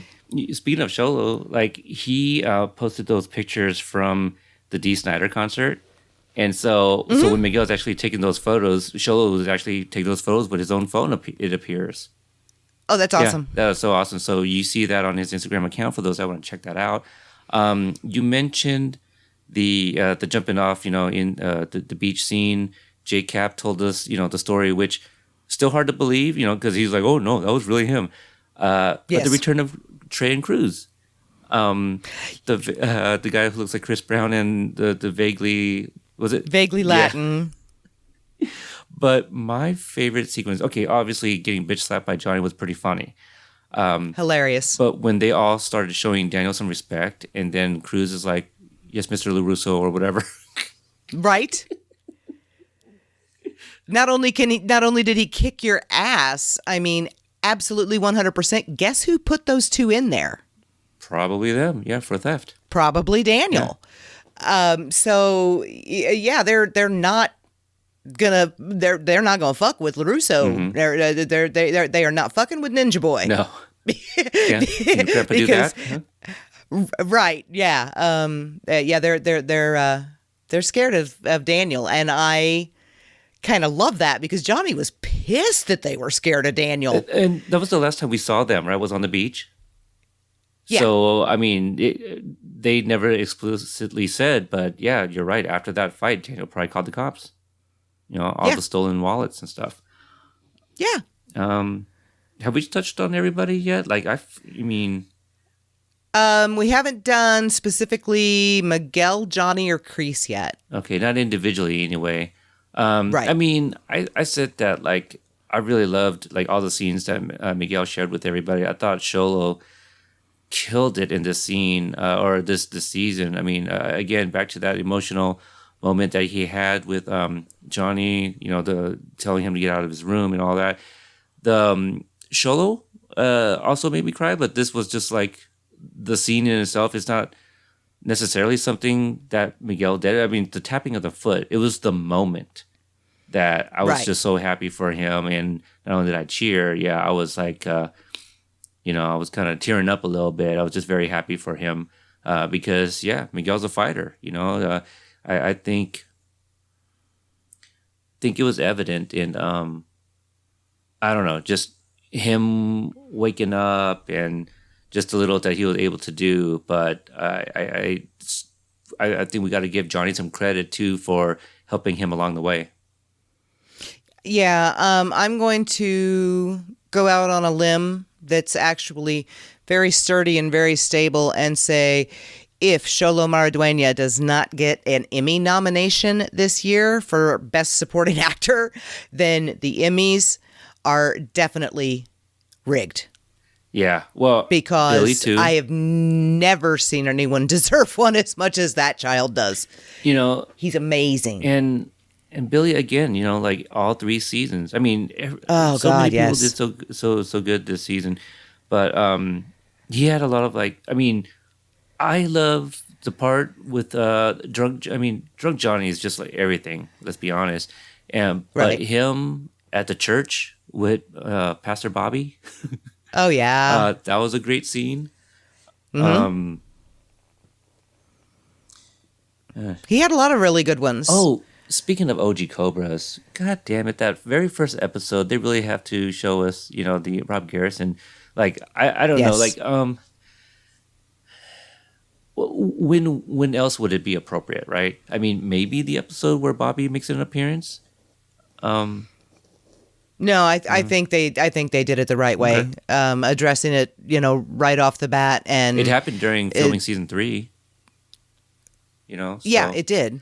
It did. They were a few weeks into season 3, so. Yeah, you're right because it was towards the end of September, and they started filming early September. So, yeah, you're right. Oh boy. Yeah, they may have still been doing some shots on episode 1 at the time, actually. You know, pickup shots and things like that. But the little bit of Yaya, Rosa, that we got, also emotional. She was amazing. She was amazing. Love Rose. Jesse Cove. Oh, fantastic. Yeah. So yeah, all that 63, 4. What year was that? They showed us. I don't remember. Yeah, well, the first flashback, right? Because the second one was when he goes to Vietnam. But yeah, again, the misdirect. You know, I obviously, like many others, thought that Jesse Cove was going to be playing young Kreese. And I heard, Watch Party even said that, and I didn't know this, but Peyton List said in an interview that he was going to play young Kreese. So misdirect threw us all off, so well done there. But yeah, I saw a lot of parallels to very much of Back to the Future. You know, the diner in itself. Jesse Cove tripping Kreese, you know, was very much Marty tripping Biff. And also when Kreese finds... does Jesse? I'm sure Jesse has a character name, but when I'm gonna call him Jesse. Jesse and I think it was Dave. Dave, okay. I think Betsy was calling him Dave. Okay, Dave and Betsy when they're outside. That scene reminded me when George walks up to the car to save Lorraine from Biff. You know. Yeah. So saw a lot of parallels there. I wonder if that's intentional. In a way, I don't know. Young Kreese. The actor, I think his name is Barrett. Does that sound right?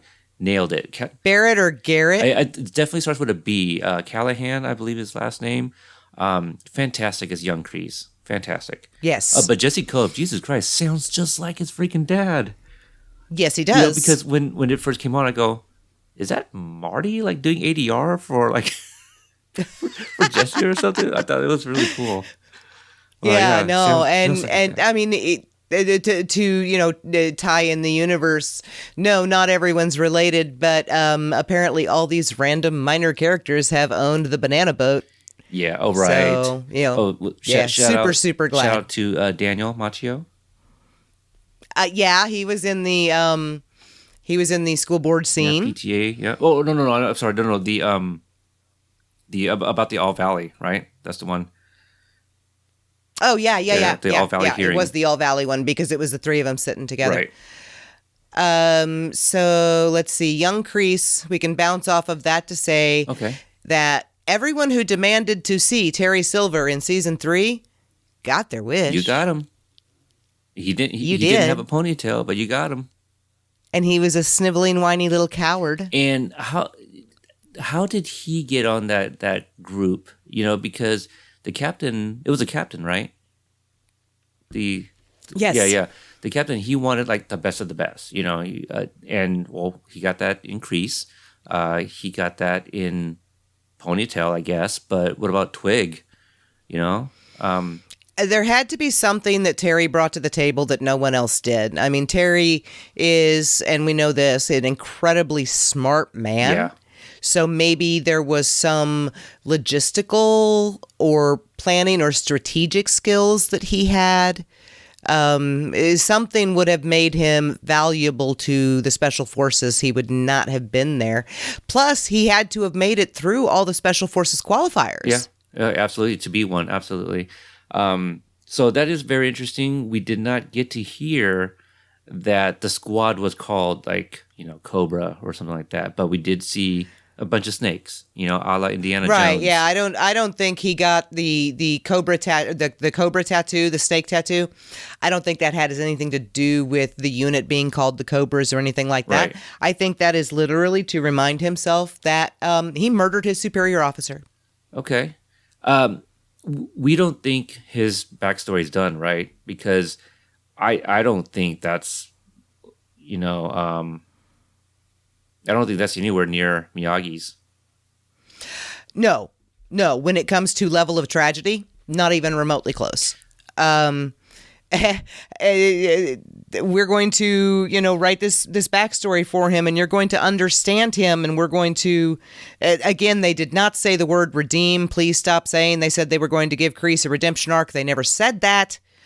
They're just continuing. They're like, we're going to, you know, make him more human, flesh him out, explain why he is the way he is. And you give us this, you know, fantastic backstory to explain to us basically that he's a war criminal. He's definitely a murderer. And I said this, I've said this on every other, you know, place I've been, and I've said it on Tumblr and Twitter and everything else too. Johnny Kreese at 18 was a very sweet boy. And he was very chivalrous, and he was very Charming. charming and protective. And he was absolutely crazy about Betsy. He loved her. He was going to go serve his country. He was going to do what good he could. Then he was going to come home, get married, you know, live in the suburbs, have a white picket fence and 2.4 kids and a dog. And, you know, that was going to be his life. And that sweet, charming child died in that cage. And I mourn very deeply for that child. But from the moment he murdered his captain, Mm-hmm. everything he is and everything he has done is 100% on him. Right. I mourn for the child he was. I still do not forgive the man he is. Because not only did he murder his captain, he was absolutely going to crush Johnny's larynx with his bare hands. Mm-hmm. That was not even a chokehold. He had reached in and grabbed Johnny's freaking esophagus and was like trying to rip it out through the front of his throat. So no, there's no way Johnny survives that. That's not even choking him out. That's not even going to lose consciousness. He's just going to die. Right. And then not only tries to stab Daniel in the throat, but tells him he's going to kill him. Mm-hmm.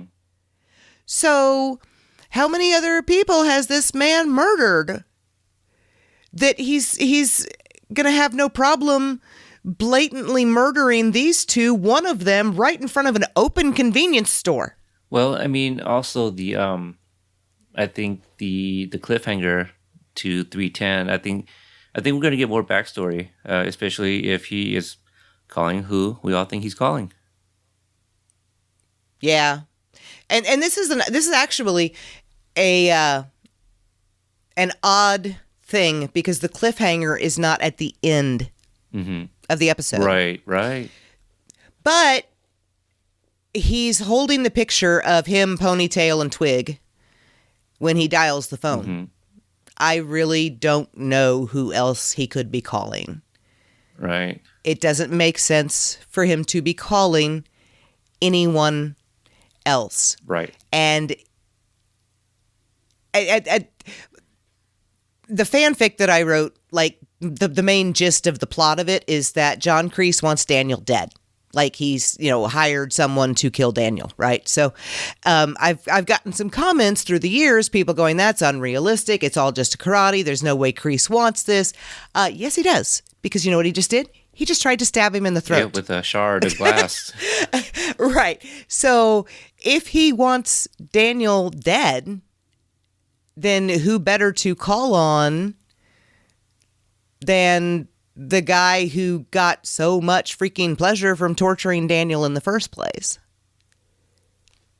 There's really nobody better to enlist unless it turns out that Terry is dead and he called Mike. Oh. It's got to be one of them. Yeah. We will see. It's got to be. I mean, Yeah. look, we are far away from season 4. People, please stop messaging us and asking us when season 4 is coming out. They haven't. Right. We have no they idea. haven't started filming yet, guys. Come on. Right. Okay. Let's see. Did you touch enough on Sam? Sam, I love her. The PTSD is so realistic. Mary's performance of the panic attacks and the PTSD was phenomenal. As someone who had panic attacks as a teenager and did not know what they were, how terrified I got when I first started having them, she did a fantastic job of conveying that. So I like Sam's growth this season. I really do. I like seeing her take charge, trying to teach the other students because she realizes they have absolutely no recourse within the school to stop what's being done to them. Because as always, the school is reacting to the people fighting back and not the people causing the fighting back. So they're taking the bully's side and punishing the victims, as always happens. And I think that the writing, actually, they did a fantastic job of portraying that as, one of their subplots is the school system is awful at dealing with bullying. They really are. School systems everywhere in the United States are horrible with this. Absolutely. So I really did like to see them tackle, the consequences, and they really dug in and got to the meat and the heart of so many matters. They did not make it look like juvie is a vacation. No, not at all. I mean, the way Robbie was treated in there, I mean, that happens. You get picked on. And I feel that, like, the only reason he stepped in to help that one kid initially was maybe because the kid was Latino and he still feels so much guilt for what he did to Miguel. At least that's what I think. But well, I mean, that's possible. I think he just did it because he's Robbie. You think so? And at that point, Robbie still cares. I mean, he's mad at Daniel, which is why he hangs up on him. But he's still willing to give Johnny a shot. He still loves Sam. Yeah. On Sam, like, I was talking, not really. It was a group thread, and it was only like very few comments. But one of my buddies, the guy who actually went with me to go hang out with Yuji, Jesus Christ, it was like a year and a half ago now. Anyway, he didn't know when season 3 was dropping, and I had mentioned that I had binged it. He's like, "Oh, it's already out." I go, "Yeah, it just came out last night," and he finished it up today and messaged the group that he's never been a fan of Sam like at all, and he said he actually liked her this season, and then his next comment was relatable. Period. He has PTSD, and so I think this season it touched him. Like I think he was able to relate to the character. Yeah. So I think the emotion that she portrayed was so real and so raw. Yeah. He's a corrections officer, and so I've heard a lot of stories of things that he's had to deal with. So he's talked about freezing up. So I think that was very real for him, and that goes to the writing and also Mary's performance. Yeah, absolutely. She's amazing. Kreese, right? I mean, you talked about Kreese. Did you have more? The park. Do you want to talk about the park? Well, hang on the subject of Kreese, and it's more Johnny and Daniel in relation to Kreese. At the end, after I'm gonna plug myself a little bit here, because at one point when we were doing the prop bets and the predictions, you had asked if the drum technique would be shown, and I had said yes, which I was right. Wrong character. Wrong character. And then I said it would be Daniel, and he would do it in front of Johnny, and that Johnny would finally see just, what Daniel knows and how good he is. Now, that happened too, but with the wrong technique. But once Daniel had Kreese immobilized and up against that window, and, he pulls back into his stance, and then Johnny walks around the corner, Daniel looks up, and the look on his face is kind of scared, but I don't think that he's scared of Johnny anymore at that point. He knows that Johnny is not coming after him. Right? Because he just literally broke up Kreese trying to kill him. So he knows that Johnny is no longer with Kreese and is not going to come after him. But I think he's scared of what Johnny almost saw him do. Which, in a way, is kind of asking Johnny, without a single word, again, we're back to these two communicating without saying a single word to each other. Right? Because it's all the look in Daniel's eyes that asks Johnny if this is okay, and Johnny nods his head. So Daniel actually asked Johnny's permission, and Johnny gave it. Yeah. And if not for Sam and Miguel, Daniel would have killed John Kreese. And Johnny would have stood there and watched him, and they both would have either gone down for it, or they both would have been charged with it, or whatever. I don't think Kreese was walking away, because I think Johnny and Daniel at that moment, having just fended off attacks from him that almost killed them both, I think they think the only way to stop him is to kill him in that moment. I think so too. And that's terrifying that he could have pushed Daniel that far. Yeah, it is. I don't know how to move from that, except for, yes, point noted, which also I thought it was cute. I gotta admit, like, I've been more so on the side of, like, I don't want Allie back, but not because any reason. Like, I don't dislike the character. I love Allie. I've always said, I've said it a number of times, that I wanted her, if she came on the show, I wanted her to tell her side of the story of the breakup, and also give these guys closure. I also more so just didn't want her back because how much, like, all the other people wanted her back.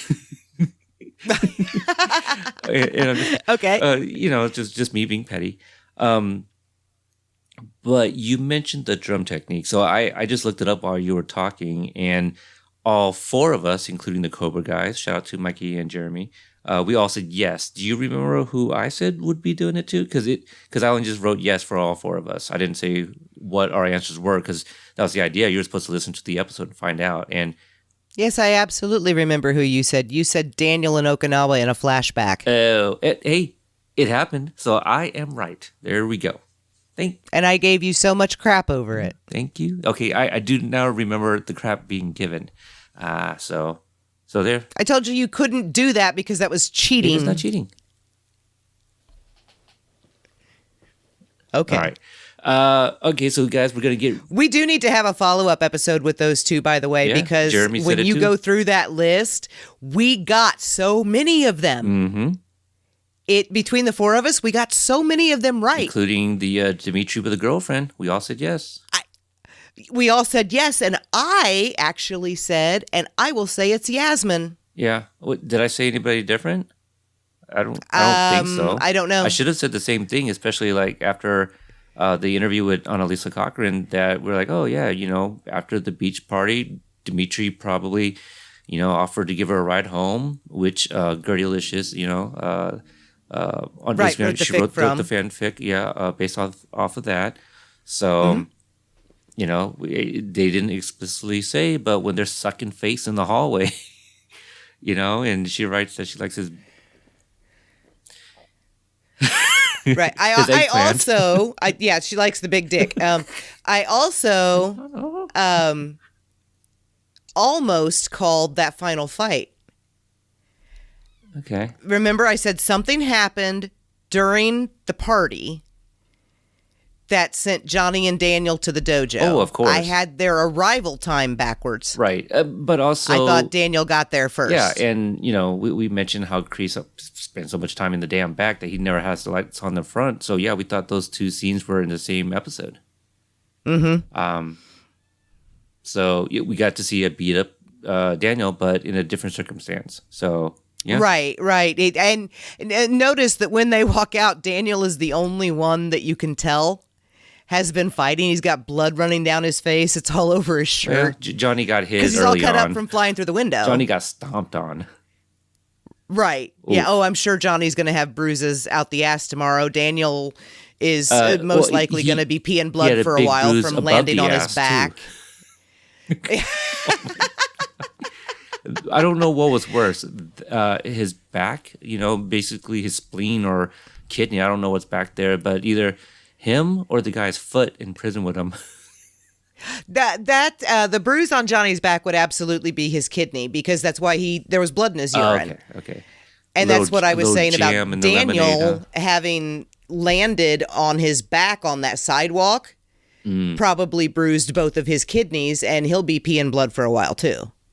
Here's another a little surprise for me. I can't believe. I mean, I guess that shows like how little we got of her, but Lynn. Yeah, she was only in the one. Yeah, Goldilocks.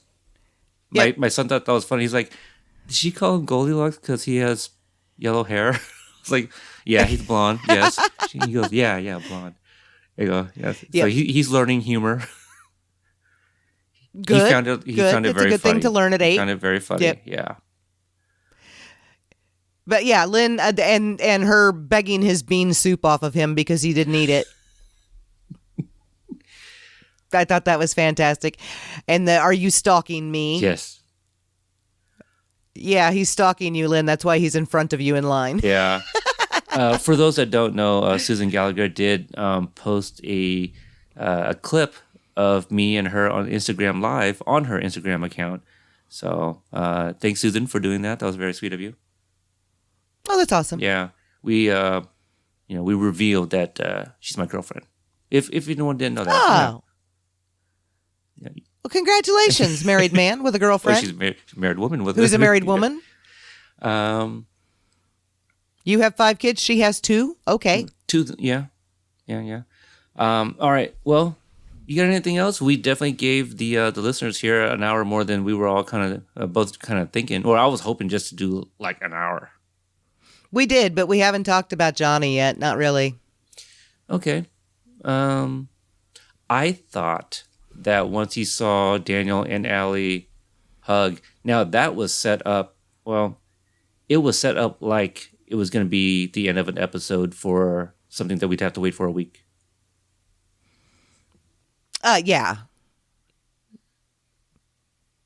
But is there, excuse me, is there any specifics that you want to talk? We talked about like a lot of him and Daniel, obviously, but somebody commented in my Instagram post of the Eagle Fang Karate, and they're like, Eagles don't have fangs.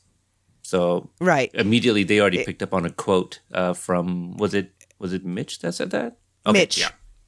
Yeah, well, I think he got half of Fang out and then got a quiet, which Johnny had one of those thrown at him. I thought that, overall he had such a strong plot with Miguel, and every scene with them was fantastic. Right, and we were, kind of wondering, how is Johnny going to deal with, Kreese and all of these things while Daniel is gone. What's Johnny going to be doing while Daniel is gone? Well, Johnny's worried about Miguel the whole time Daniel's gone. So, it made sense. It kept him away from Kreese. It kept him out of the situations that could have gotten sticky on his own. And it just, the performance, it was so Johnny, everything about it was so Johnny, but it was still so sweet. Mm-hmm. The trying to get Miguel out of the wheelchair with a porno mag. Yeah, Preston was there for that. And I was scared he was going to ask me something about it, but he didn't. Oh, yeah. Good. He either knows what they are or doesn't care. I'm not going to answer that. Right. The doing sit-ups with a keg, the whole Eagle Fang thing. It's like, okay, Johnny is not allowed to name anything ever again because that is the dumbest name in history. Right? Yeah. Hang on just a second.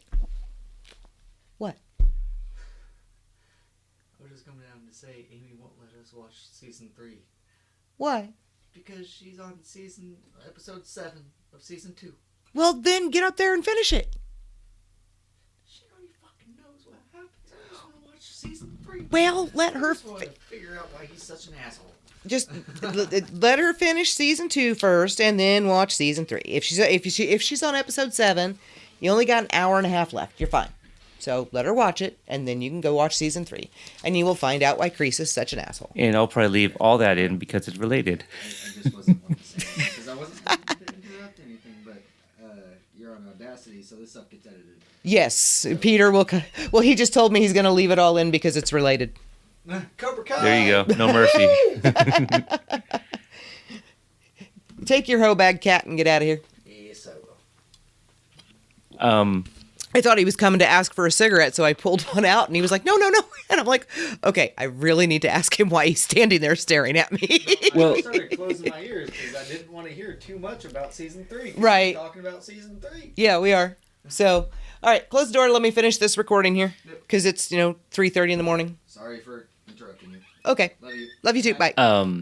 Yeah, I guess, I have thoughts, obviously, but I think I've said enough because there's just so much more to talk about.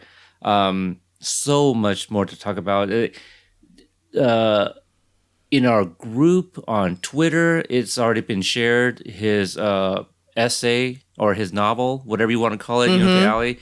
To Allie. That's got to be talked about, So again, we just kind of wanted to give our first impressions of season 3. We're going to talk more details in the individual episode reviews. Right, and I have to. I feel like I would be doing Johnny a massive disservice if I did not point out the huge character growth that he made this season. Absolutely. From someone who believes that he's going to screw up every relationship he's in, including his potential friendship with Daniel, because Daniel laid into him. Almost killing the guy at the chop shop. He laid into Daniel, in the car. Yeah, they laid into each other. But from thinking that he needs Allie back in his life and he's going to get her and that's just going to fix everything, to then at the end realizing no, he doesn't need Allie. He doesn't even want Allie because he loves Carmen. Yeah. And he said it out loud to himself. He was practicing saying it to her. Johnny is 100% in love for the first time since Allie. And that's massive growth. It really is. And also, they slept together in this season. Okay, that wasn't a dream sequence. That was for realsies. That's Miguel's mother. Okay, and that was her shoving him against the wall hard enough to knock the TV down. Yeah, exactly. Which is a new thing now, but yeah, Johnny just loses his TV every year, and that's why I think that's very unfair to the character of Carmen for people to be like, oh, he should be with Allie. Well, so what? We're just gonna forget that he slept with Carmen, and now we're just gonna treat her like shit. No, that's Miguel's mom, and this is who he loves right now. Yeah, so, and he does. Yeah. He is in love with her. Right. So Allie was a closure thing. Yes. So, if you guys want to ship those two, I just don't want to see it. Not like it on the show, but I hate people coming to me and it's like, oh, well, he should be with Allie. Save that shit for yourself. I'm not here for that. Because, again, I love the character of Carmen.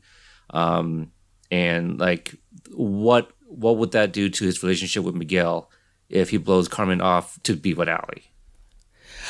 He already knows it would never happen. Yeah. It would never happen anyway. But I mean, that gives a very interesting, subplot for them to, and one that I'm looking forward to seeing because they're so realistic and everything else, the way they portray Daniel and Amanda's marriage as not always perfect and something that takes effort from both of them. Well, this is going to be a very tricky relationship for Johnny and Carmen to forge. Now, he was not able to tell her he loves her, that night, December 19th, because of what had happened to Miguel. Mm-hmm. But December 20th or Christmas Day, at some point in the very near future, those words are going to come out of his mouth directed at her. I love you. I'm in love with you. Something like that. But they've got issues to deal with. The first one being Miguel. Yeah. And they're going to run into the same obstacles that any new relationship runs into too. It's not going to be perfect. Right. They may break up again. They've already broken up once. They may break up again. But, we'll see. Since season 3 has released, we are revealing spoilers. Cast members are sharing things that they've been holding on to for a really long time. Is there anything from our visit that we have held back on our own that you might want to mention? There's a picture of us at the dojo. Okay. That's it? Oh yes, yeah. Well, we held it back. We held it back on our own. We decided to keep that one out because of the paint color change. Nothing was really visible, and I actually edited the American flag out of it. Yeah. Because that wasn't hanging there in Johnny's dojo. Right. So we edited that and held it back on our own, and then when Amy asked if she could post it after the trailer, Hayden asked her to hang on to it a little bit longer. Okay. I don't know why. Okay. I don't know what is in that picture. So that one's not out there yet. I may know the answer to that. I'd rather say that off mic. Okay. I recall seeing the gurney. Yes. Miguel's gurney. Yeah, I remember seeing the gurney. What about a rehearsed fight sequence? What about a rehearsed? When we went to go meet Janelle and Hiro. Yeah, Hiro. We walked in on... Oh, my God! Mm-hmm. That was Daniel and Kreese. Yeah, we walked in on the stunt doubles for Daniel and Kreese. So we had... Oh! Yeah. It was that fight. Uh-huh. I'm my surprised that you just now God. it just occurred to you because we talked about it like, well, Yeah, like that's Kreese's stunt double, and that's the guy that doubles Daniel most of the time, Right. and it's like, oh hi, wow. I thought we had that talk that we thought that they would end up fighting in season 3. Well, yeah, but just I mean, at the time, God, Peter, that was a year and a half ago. I don't remember every little talk we had walking down the hallway, or walking out to get in the car to go back to the studio. I don't remember. Wow. Yeah. We did see the bar. From afar. Yep, it was off in another room. We weren't taken to it. There was one thing, I don't know if we want to mention it or not, but I'll give you hints so you can decide whether we can mention it or not. There was something sitting against the wall across from the dojo that you and I both asked Hayden about, and he kept walking. That was not in this season anywhere. I was looking for it. I remember that happening. I don't remember what it was. So we'll just leave it at that if it wasn't in the season. Okay. Because it may come back. Maybe they'll use it next year. Could be. This was not part of our visit, but I saw. No, I'll leave it at that. I'll tell you. I'll tell you offline. I'm not going to share that one. Okay, I think that's it. I do remember saying that they only had one day to mow Mr. Miyagi's grass. I must have been walking around at that point. Yeah, but they didn't, because the yard is all overgrown in that first scene. And that's the thing that really, really gets me that was episode 1. So that potentially was filmed like the first day of filming, which was Tuesday, and we were there on Friday. Yeah. It's like, we were right there.